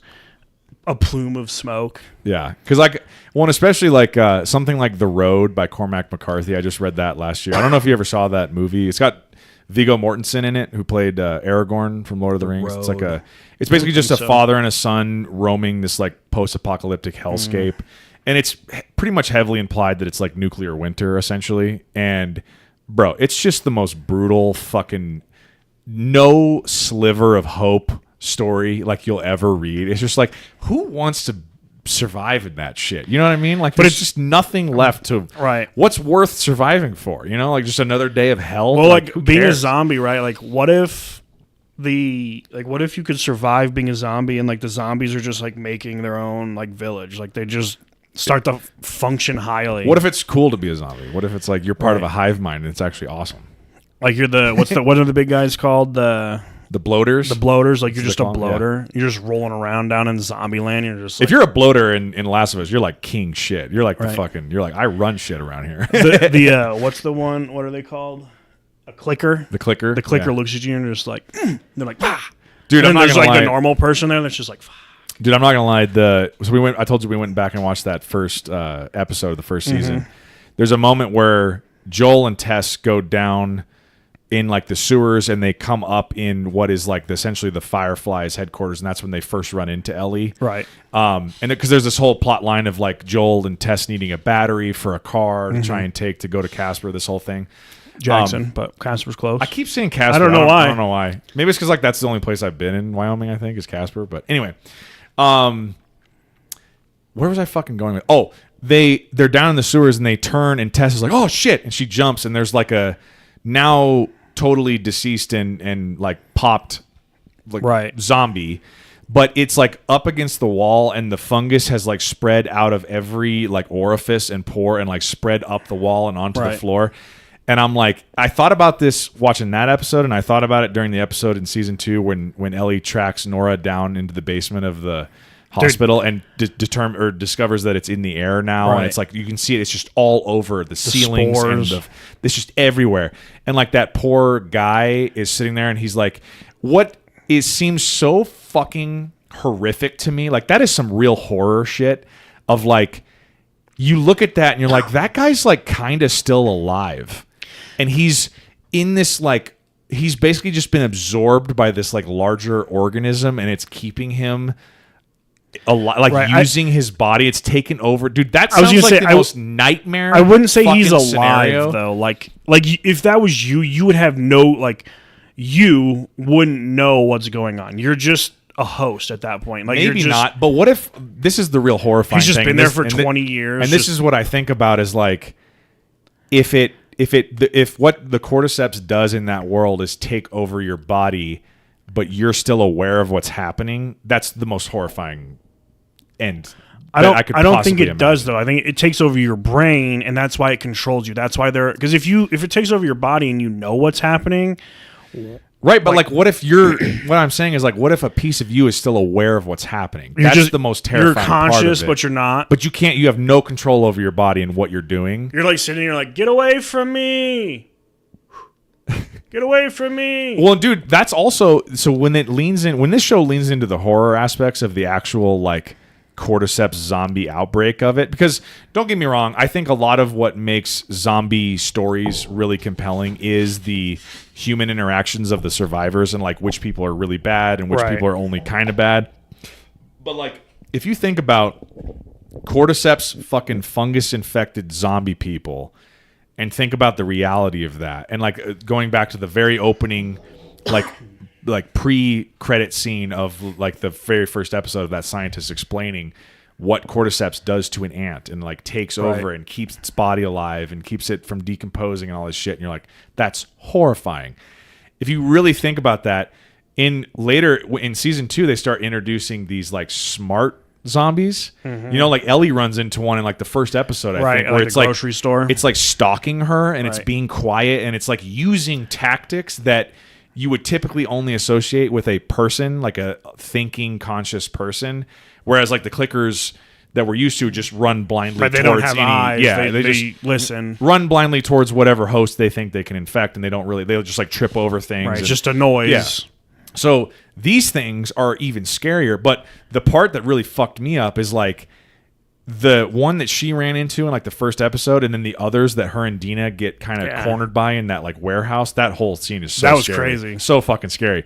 But like the noises that those ones make are really fucked up. Like the actors, whoever like the stunt actors are who portrayed those particular zombies are really good, because especially the one that she runs into in like the first episode, the noise that zombie is making is like partially clicker, but it's like partially like a girl or a woman who's been infected, and she's like almost moaning in like pain of like she's still there a little bit. It's like 80% or 85% taken her over, and there's like a little bit of her who's like still trying to fight it, but she's just been taken over by this infection. And like that shit is so fucking horrifying, dude. You can bet your ass if I'm in that world and I get bit and I'm infected, I'm for sure fucking blowing my brains out. Like I'm not sticking around to be just taken over by, like, puppeteered by a zombie fungus. I think if I'm in a zombie apocalypse, I might let the story play out and just see who I can go terrorize. So you think you're just gonna hang on, let it take over? I'm gonna be a bloater, dude. You see how big my belly is? I'm just gonna immediately be some big fat. Well, and then zombie. you get that fucking like armor plating, basically, right, where it, like it grows all over you and it hardens, and then you're like fucking invincible, man. Like imagine just like Tommy had to waste like an entire fucking propane tank worth of fuel on that bloater to get him to die. And like, how many times was he shot and it didn't matter? Lot. Yeah, he was just eating that shit. Yeah, imagine just being a bloater, but you're like mentally there. You're like, listen, I'm safe. I'm here. I'm just massive. One thing that I was telling Taya during episode 2, when that whole like invasion of the fucking, I might rewatch that episode, dude. It's so good. But the invasion of like the horde into Jackson, I was like, I told Taya, I was like, I can already tell. I've never played these video games, but I can already tell those bloaters would be a pain in my fucking ass. Yeah. Like you could tell. You're like, I'm gonna have to waste all the ammo I fucking see have it from and a mile be running away, like trying to outrun this thing, like. Yeah. Just unloading every clip of every fucking You know the you game is good, though, when you're just like... Or, like, the show's good when you're thinking about the game that you've never played. You're just like... I guarantee you I've died multiple times at this point. Oh, for sure. I've freaked out. Another thing I told Taya... I don't know if you're good at this in video games. I've always been really jealous of Brandon because he was always talented at this in any video game. But I've never been very good at sneaking. Oh yeah, like, I'm good at single player games. I'm good at single player games. I've never been good at the sneaking. Like if there's like you got to play Assassin's Creed. Spider-Man was a lot of them. Like Spider-Man had a lot of these scenes where like you go into a warehouse and there's bad guys everywhere and there's like an objective you got to get to on the other end of the warehouse. Right. And like if you're sneaky enough, you can get past all of the guards without them even knowing you're there. But somehow or another, no matter what game I'm playing, I always end up getting found by some guy. And then it's just like, fuck it. And then I just pull out my guns and start shooting everybody. And then all of a sudden there's like 5,000. You're like, I'm in over my head now. But that's usually, I just go guns blazing. But like, I've always watched Brandon just sneak past all of them and get to his objective. I'm like, how the fuck do you do that? I've never been able to do that. So there's a lot of like Last of Us where I'm like, 100% I'm playing the game, and if I'm Ellie like sneaking through this dark warehouse, 100% I'm getting caught. No way I'm sneaking past all these fucking guys. I feel like in real life, if I'm going through a warehouse where things that are triggered by noise, I'm not trying to be quiet. Like, let me know if something's here. Yeah. I'm going to make noise when I get in there, assess the situation better. Yeah. Something if it's... What you need to do is, like, have things that you can throw with you and throw them, like, just get, like, a glass bottle and you throw it and then... And see what goes running over something there. Something gets attracted, Yeah. But no, I'm, like, pretty good at sneaking to things, but there's also times where I'm just like, okay, there's 30 of them. Let's see if I can beat them. And I'm just, beeline right through all of them and turn around, and I'm like... Oh, that was a bad decision. You have to sneak through this. Yeah, just chaos running around. Or it's like, I'm going to just go kill the main guy real quick. Right. See if it gets to a cutscene. I don't have to fight these guys. I can just get past them. And then you kill the main guy, and all of a sudden it's the cutscene. You're like, fuck yeah. And then you come back and you're dead. And you're like, what the fuck happened? And they're like, oh, wait a second. It's because I didn't 30 kill guys 30 henchmen. You skipped. Yeah. No, I think... Yeah, I don't know. I also am like, what's the point in going into warehouses and stuff like that? Like, if I'm living in an apocalyptic world like that, say I'm living in Jackson, I'm going on these patrols, we're opening all the doors and windows. There's nothing's covered anymore. Yeah. There's no point to cover it if no one's inhabiting it. Right. Why? Because then we make sure it's clear. Yeah, and now we know nothing's hiding in there. Yeah. We want to keep a garage or two, or like a house as like an outpost that we can store shit in as we go by, or as like our emergency shelter. That's fine. Right. But like a big old place... Let's just clear it out of the windows, the doors, and we just know it's empty. Yeah. And not be like, oh, let's go in here. What killed this bear? Yeah, who cares? Oh, speaking of this, right? We've all seen on Twitter and Instagram, or X and Instagram, who'd win 100 men or a gorilla. Or one gorilla, yeah. Well, 100 men would just overwhelm the gorilla. That's just simple facts. You think so? Yeah. I don't think you understand how many people 100 men are. I don't think you understand how strong and ferocious gorillas are. I'm not saying there will be deaths. There will be deaths. But 100 men would beat a gorilla. You really think so? Yes. You're not being sarcastic about this? Because, well, it depends how you want to look at it. Like, I brought this up to Brandon, and I'll get to a point that connects to The Last of Us with this. Don't worry. Okay. I brought this up to Brandon. I'm like, it's not like it's a one-on-one. Through 100 men, the gorilla just like gets to the dude 100 and is like exhausted, and the guy's just like chokes him out.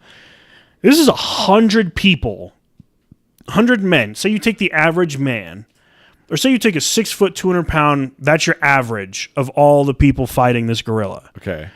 The silverback's what? A 500 pound animal. That's a big animal. It's a huge animal. I think they say that they're like 6 times stronger than human beings. They're insanely strong. Without working out, you're like, okay. This is a scary animal. But there are 100 people. Think about how many people 100 are. Yeah, but not all 100 of them can be physically like attacking the gorilla at one time.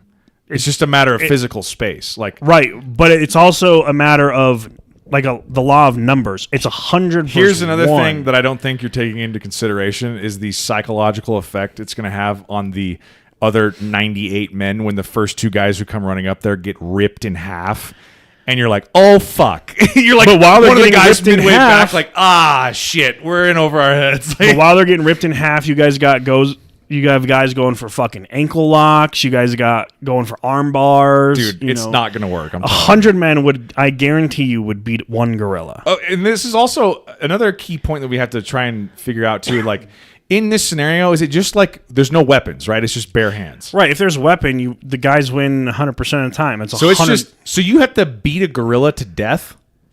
Right. Not a fucking shot, dude. Yeah, 100 men would beat a gorilla. No, yes, dude. No, I think you vastly overestimate. I'm not volunteering to be one of the 100 men. Because you know you're gonna get smoked. But I guarantee you, 100 men would beat the gorilla.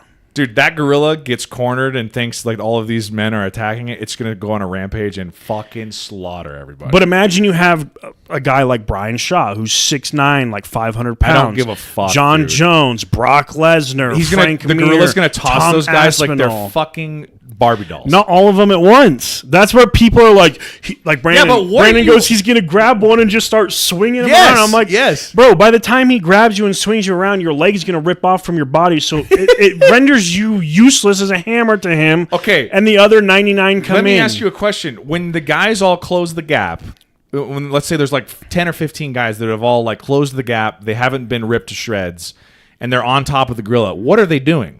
You're just punching eye it? gouging. Eye gouging it? Right. Imagine you rip a gorilla's eyes out.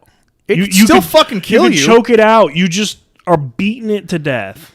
If you blind me and I know that you and I are in this room together and you can't get out, I can still fucking kill you. Even if I'm blind. Well, we're not. I don't know. There hasn't been any rules that have been released for this What fight. are the established rules? I don't think we're in an octagon because otherwise no one's moving. They're all just going to die from suffocation. Dude, it's not happening. It's not happening. It's happening. The gorilla I believe in the power of man. No, dude. Like even chimpanzees are strong enough to like rip your arm out of its socket. Yeah, gorillas are so much bigger and stronger, and plus they got these like fucking. They can just get like rip into your neck and just rip your whole fucking jugular out. But what's stopping the dudes when Joe Schmo was the first one got shredded from you grabbing his leg and just whipping that thing around? So maybe I take like the shard. You take shards the bone shard. Right, you take a shard and then you start leg and I stab the gorilla exactly. in the neck. See, you're not thinking. The gorilla's not going to be digging through and grabbing a dude's femur and sharpening it real quick to just stab everyone. You could do that. The guy's femur's sticking out. And he's like, "Oh, my leg." You're like, "Sorry, dude." And you just borrow the other end of his femur. Just rip it out. I'm not using this anymore. He's like, "Fuck!" And you're just like, "Ah!" And then you win. Dude, I think that gorilla is smashing dudes' heads like grapes. He's ripping people's arms and legs off. He's throwing people like ragdoll. It's going to be horrible. It's going to be 100%. I expect less than 50% survival rate, but I expect the dub for the men. You think so? Yeah. Okay. I don't think so. But if you could handpick you know what? I could handpick 2 people right now to beat the gorilla. Just 2. Just 2. Just 2. Chuck Norris and Jason Statham. That gorilla's fucking dead. Well, Chuck Norris doesn't count. Chuck Norris can slam revolving doors, so. Yeah, exactly. So that gorilla's when dead. Chuck Norris does push-ups, he doesn't push himself up. He pushes the world down. I used to know a bunch of those off the top of my head. The Nazis surrendered on, what was it, May 6th or whatever of 1945, and Chuck Norris was born on May 5th of 1945.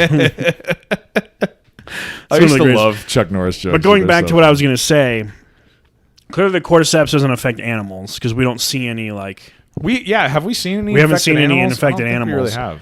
So would what's the big one's called again? Now it's just bloaters. The bloaters. I'm stuck on gorillas now. Would a bloater beat a gorilla? I think so. Yeah, because okay, but the bloater's just one man. Yeah, but they're like armor plated now too. But it's just one man, and it's got that like.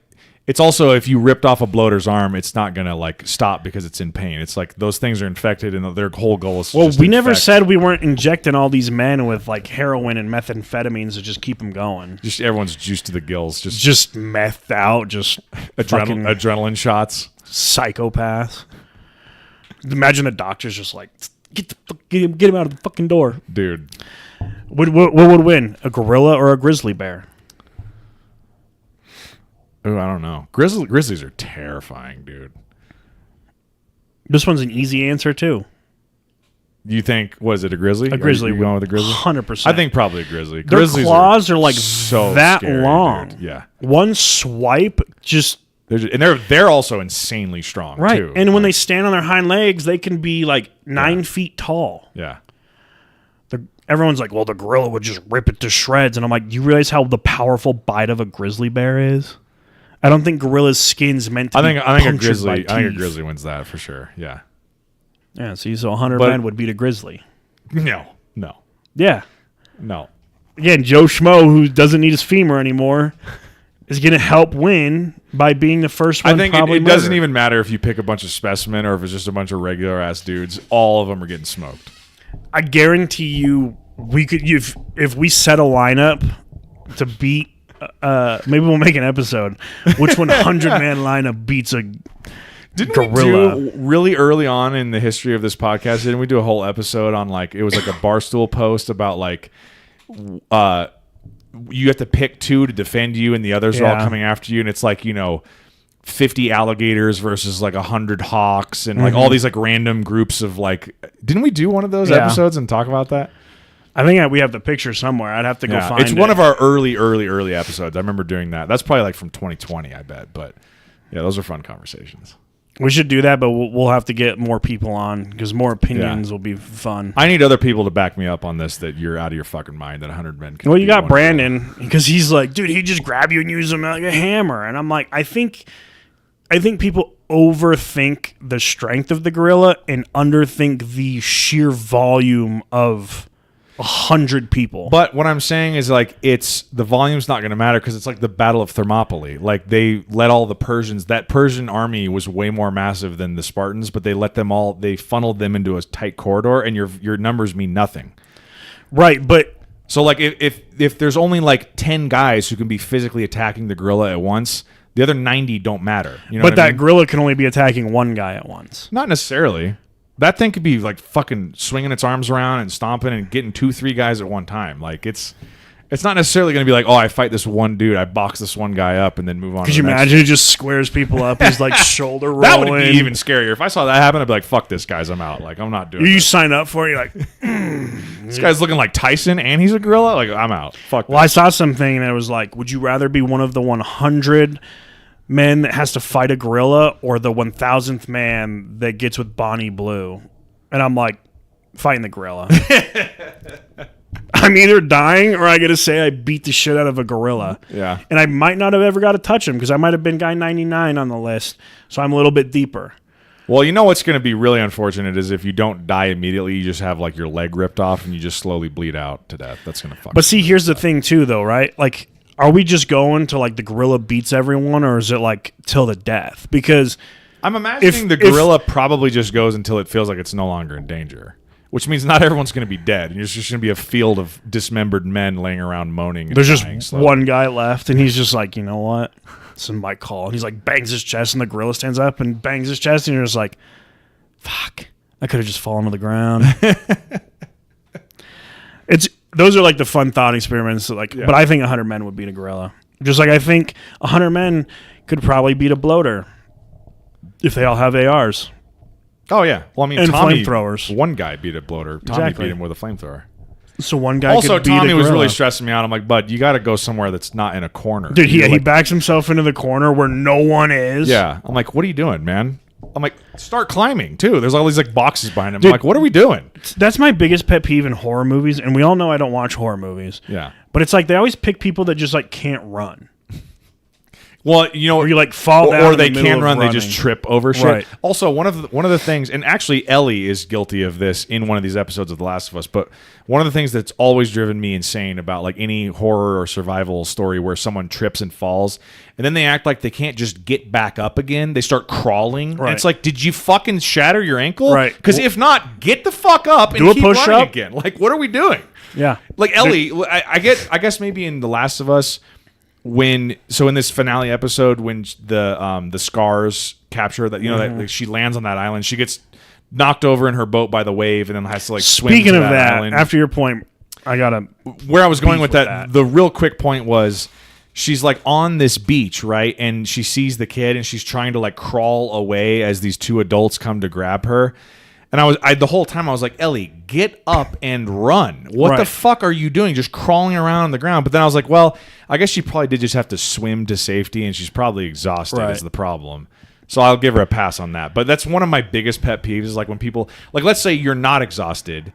You just run away from some killer and you tripped and fell.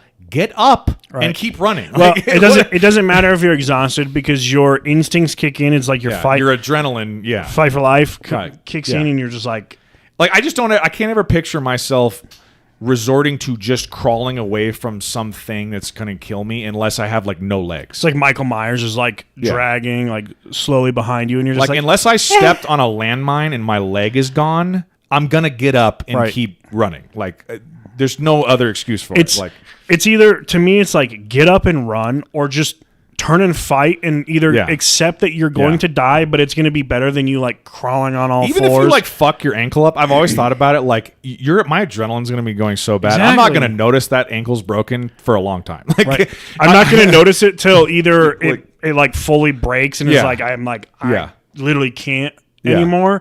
Or I get out of there, and then someone's like, dude, do you see your ankle? And you're like... Yeah, you're like, it actually hurts incredibly bad. I don't think you understand what just happened. Yeah, but I'm safe. It's all right. I'm safe. It's okay. And they're like, did you see your ankle? And you're like, fuck. It's like this big. Like, but I survived. It's not ideal. Speaking of the boat scene. Yes. For anybody that knows anything about being in a boat when a wave is coming, obviously there are some waves you cannot... go up, you cannot climb, but those are very few and far between. Usually that's like you're kind of just fucked anyways, accept your fate.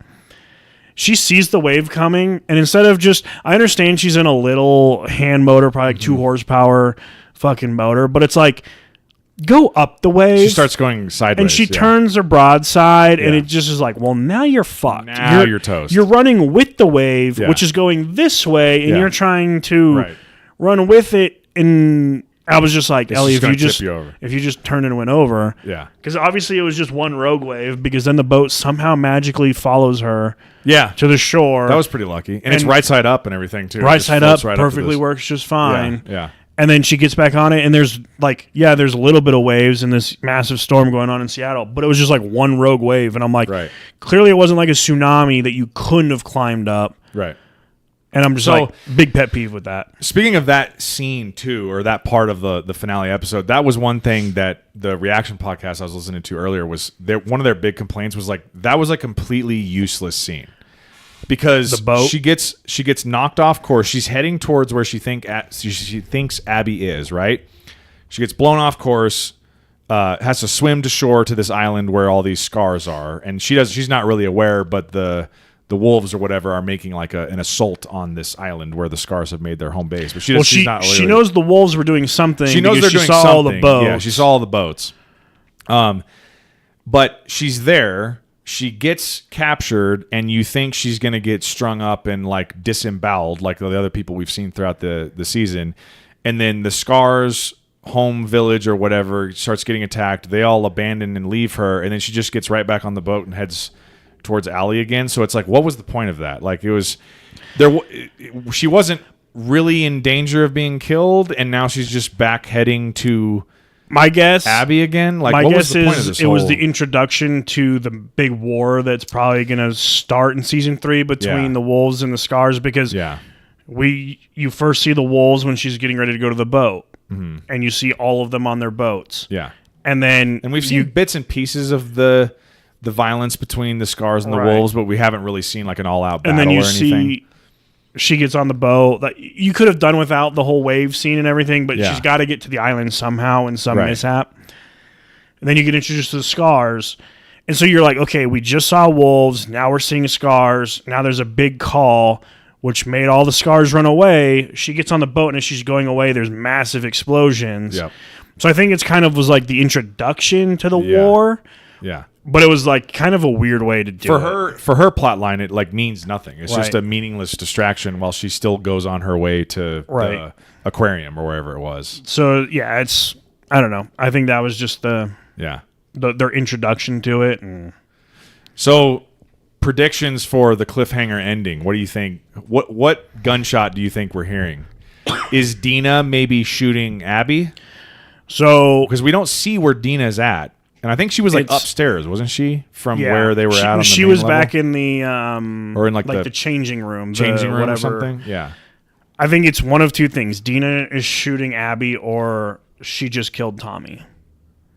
Abby just killed Tommy. Because she draws the gun on Ellie, though, like right before we cut to black. Right. But Ellie's pleading for Tommy not to die. Right. And she's like, they didn't have anything to do with this. Mm-hmm. But Abby doesn't know because Ellie's with two other people, at least that we know of. So I think it's either one, Dina firing at Abby, which doesn't make sense because that cliffhanger would then mean the start and like first parts of season 3 would probably be back on Ellie and Dina's Seattle adventure. I think what we're going to get a lot of in season 3 is the 3 days in Seattle from Abby's perspective, and probably a lot more of what's been going on between the Wolves and the Scars and her interactions and dealings with Jeffrey Wright's character. I forget his character's name, who's kind of like their pseudo leader right now, the ex-Fedra guy. And then it's going to lead up to what happens in the scene at the very end of this second season with who ends up making it out of this scenario with Abby and Tommy and Ellie. I just think it would be a weird cliffhanger to push that off till like a later episode in season 3. I think it's too big of a cliffhanger well, I think to push it off. It seems like it would make sense timeline-wise, though, because this is like the end of Ellie's time of this like whatever 3 or 4 day window it is. I think it's 3 days, right? Because they do like day 1, day 2, day 3. That's the end of the 3 day window, but now we're going to go back and see Abby's perspective over the course of the 3 days. And I can't imagine them showing us what happens right after the fading to black right there, and then going back and then doing all this stuff with Abby leading up to it. If we already know Abby dies, or what, let's say that's what the outcome is. What if?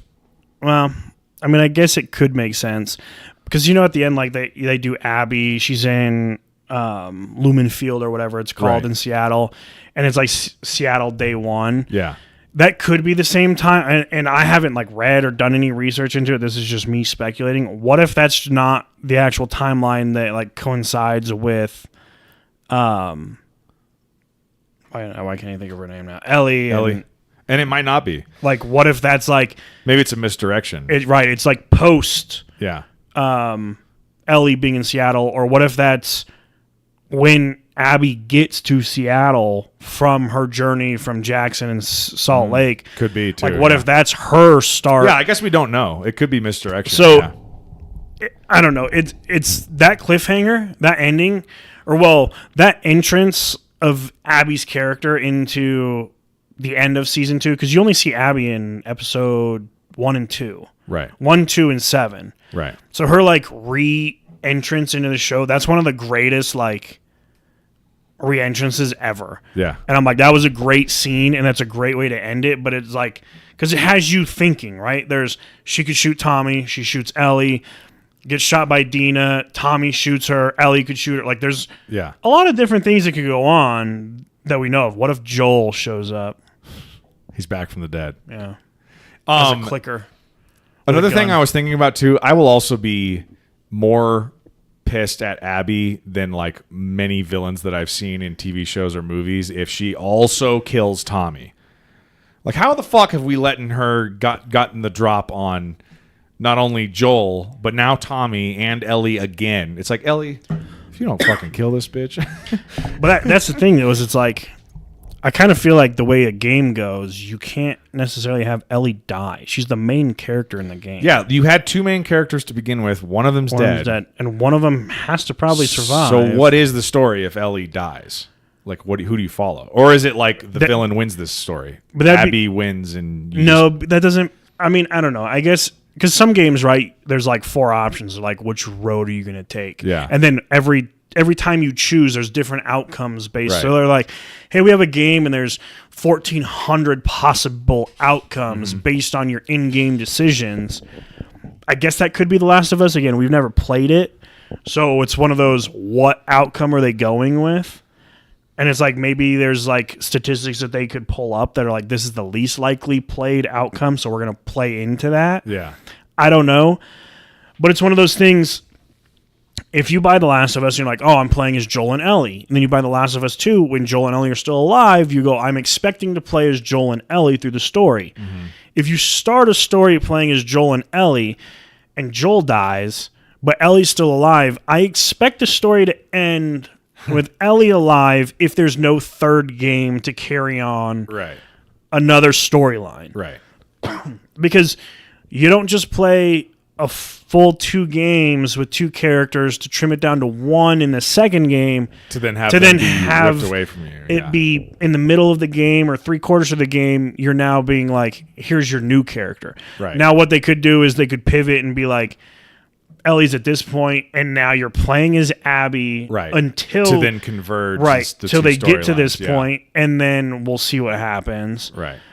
But it's like the game making to me wouldn't make sense to be like, you're gonna play a game and a half, a game and 3/4 with 1 or 2 very specific people. Yeah.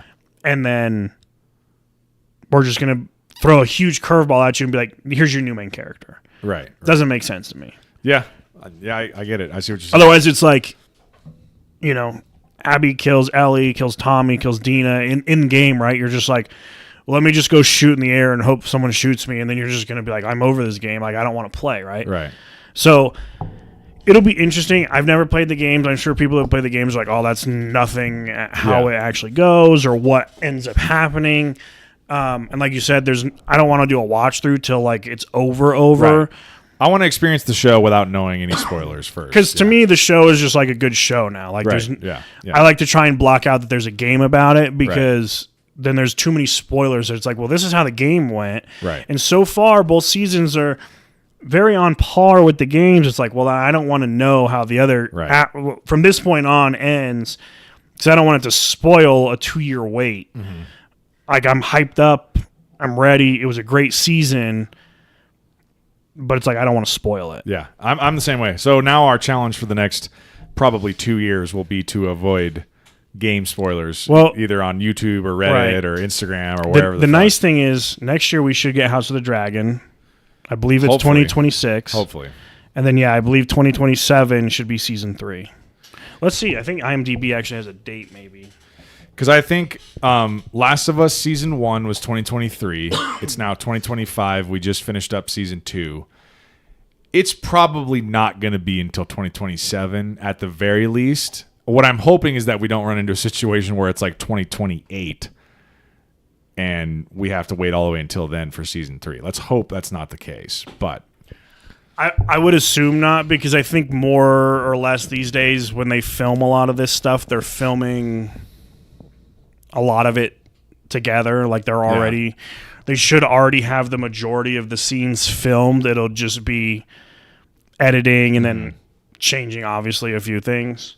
Because to me, it doesn't make sense. Why would you be like, hey, we're going to shoot all of Season 2, and then it's like, we're going to shoot Season 2 and Season 3 together, and then we'll edit Season 2, and then we'll work on Season 3 after. Yeah. Well, and then a lot of it, too, especially when it's shows like this that are really big and popular and have, like, massive stars, especially if it's, like, star-making performances in the show, you then have to grapple with, like, well, Pedro Pascal is now a huge fucking star in Hollywood, and he's in a bunch of movies now and stuff. So now you have to deal with, like, his schedule around, like, okay, well, we can't just call him up any old day and be like, are you free to come start shooting Last of Us Season 3? Well, he's like, well, I'm doing fucking Fantastic Four and all this other shit. I think it's probably all contract-based, right? Like, when you sign your contract, he's like, I'll sign for 3 seasons. Right. Or he signs the first season and they realize how popular it was. He goes, I'll sign for the next 2. Yeah.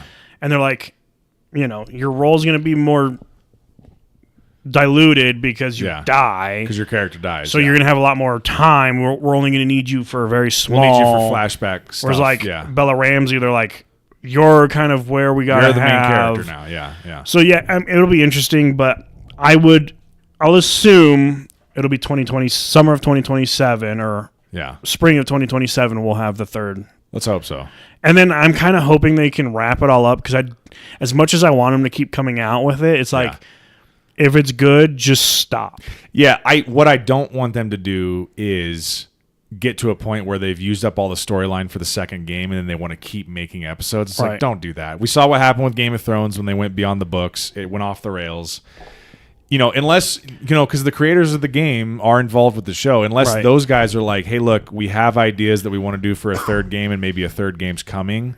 If you want to make a season 4 or 5, here's what we could maybe do with it. I think what would be a cool season maybe would be like the 20-year gap between Austin and Boston. I was going to say, there is stuff they could do within the world, which we've seen them do with stuff like, spin-off shows for Game of Thrones world. It's House of the Dragon, right? It's the precursor to what we learn of Westeros. And obviously, Disney has really taken that to the nth degree with all the content that they've come out with of all this spin-off content. You can squeeze it in between like the prequel trilogy and the original trilogy, or the original trilogy and the sequel trilogy, and say like, oh, this show takes place between these events or leading up to this event and stuff. So there's for sure room in there to do stuff like that, and you can flesh out a lot of like Tommy's backstory and go into his military backstory, or cover like Jesse and Tommy making their way to Seattle to rescue Ellie. There's just Dina. so there's a much. lot of stuff that we don't see where you could flesh out parts of the show. And there's I'm sure there's a bunch of characters of people who live in Jackson who have a bunch of interesting shit that's happened to them that's brought them to Jackson, and or just other, The Walking Dead is fucking king of this. They made 11 seasons of the main show. They have 5 or 6 spin-off shows that have all done multiple they're on seasons. Season 49 of... Yeah, it's there's plenty of story within the world. I just kind of hope that it's one of those things where they just adapt the games and say, okay, that's it, the show's over. Unless... the only way I would want more content is if the creators of the games were directly involved with the story. I think they will be, because I'm assuming they will unless be, they're working on a different game. Now. Yeah. I would assume they will be, because this might be their baby. They're we don't want to get like a Game of Thrones where we have 6 great seasons and then it it's goes just beyond us. Yeah. Shit, this wasn't. It was entertaining, but wasn't to the standard we liked. Right. So I think. The first 20 years of it would be pretty interesting. Yeah. But if season 3 wraps all the storylines up, I would almost rather them just be we're done. Yeah, we're done. Yeah. And because not every show has to be an 8-season long experiment, if you only have enough story for 3 seasons, do 3 seasons. Call it good. Yeah. I'm happy with that. It's just one of those because I'd much rather, we've talked about this before, but I would much rather be left with wanting more than you've gone on 2 seasons too long. It's now you guys are kind of ruining this, Right. like Fast and Furious should have stopped after 6. 7 was okay. Everything after that was just why are we still making this? Yeah. Now we have guys in race cars in space without spacesuits. Yeah. It's preposterous. But it's so it kind of sucks because it's only 7 weeks of enjoyment. Yeah. And now it's kind of fuck, it's over. What am I going to watch? But right. I'm only on season 4 or season 5 of Game of Thrones. I'm probably going to start The Office again. So if you're looking for a new show to watch, I know I kind of pitched this to you last time we talked, but I was just telling Caleb about it the other day or this weekend. Give Andor a shot. My brother said Andor was pretty good too, and he's pretty legit. And I told Caleb, here's my only thing of going in, because I don't know. Were you a Breaking Bad fan as well? I loved Breaking Bad. Did you watch Better Call Saul? No, it's one that I'm I have on my list, but I haven't pulled the trigger to watch yet. The reason I bring it up is because I think Andor is a little bit similar. Of if you were a fan of of Breaking Bad, you'll like Better Call Saul, but it's much slower, right? Until you get closer and closer to the Breaking Bad timeline, and then it gets really good, and it's written really well. It's a very entertaining show. It's just not quite Breaking Bad. Andor is the same thing. Of if you liked Rogue One, which I know you do, you'll be interested in Cassian Andor's background, and I just think it starts a little slow. You'll have to have some patience with it, but within season 1, there's some really good episodes towards the end. And then this second season was really well done, in my opinion. And it finishes incredibly strong. The last, I think each season is 12 episodes. I would say the last 5 or 6 episodes of this second season that just wrapped up were incredible. It was like some of the best Star Wars content I've seen in a long time. So I'm just throwing it out there. If you're looking for a new show to watch and not like rewatching something, give Andor a shot. I'm sure I'll poke and prod around and see what's out there. I think it's some of the best. It's definitely some of the best Star Wars content that Disney has released, in my opinion. Well, it can't be the worst. Or could be. I don't know. So anyway, we've done a cool nearly 2 hours now on The Last of Us. Any last thoughts? If you've stuck around and you haven't seen The Last of Us, go watch it. It is well worth it. Great show. I'm a huge fan.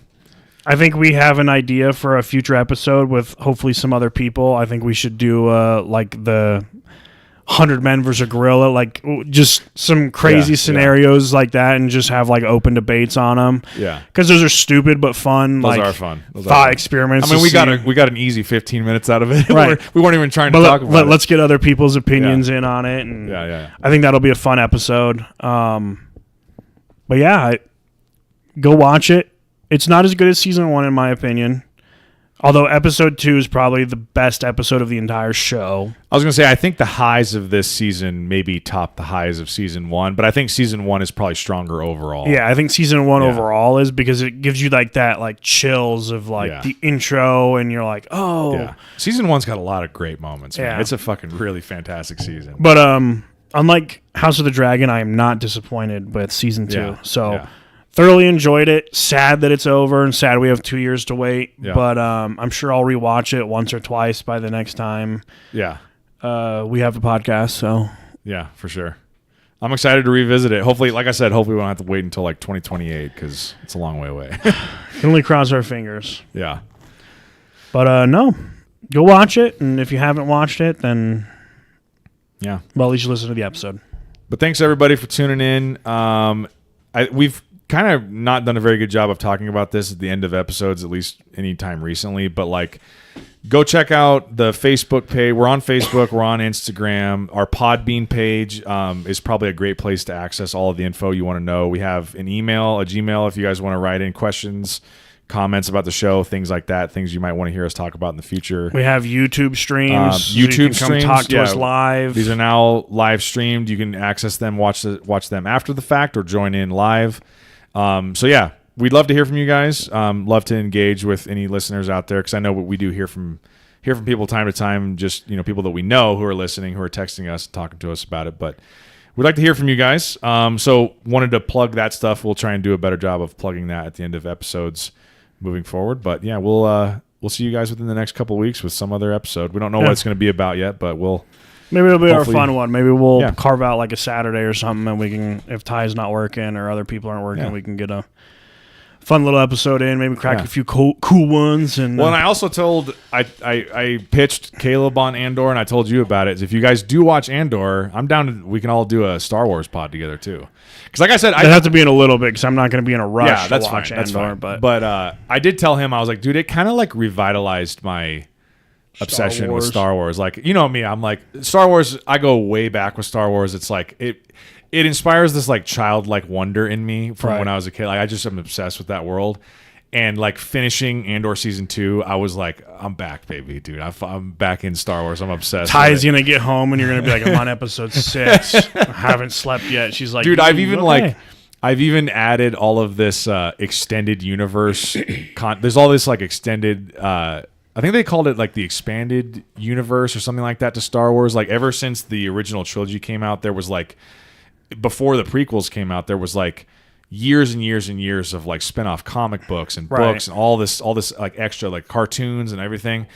And I was doing some reading recently, and I've actually added a few books to my list of stuff that like people recommended. Of like, I just Googled, I'm like, all right, out of all this stuff, what's the stuff that's most worth my time? Like, what's the best expanded universe Star Wars content? And there's like a handful of books that like kept coming up where everyone was like, this shit is fucking sick, you should read this. And it's now been since considered like not canon by like the official Star Wars like Disney apparatus, but it's still just interesting stuff of like, hey, you want to read a whole story about how Emperor Palpatine, Darth Sidious, like killed his master Darth Plagueis. There's a whole book about that. I'm like, that sounds fascinating. I think I'm gonna read that. So there's a bunch of shit like that where I'm like, I'm gonna check that shit out. So yeah, I'm fully fucking back in Star Wars, man. I love it. So anytime you guys want to do a Star Wars pod, I'm down for that too. We're gonna do a hockey pod before we do a Star Wars pod.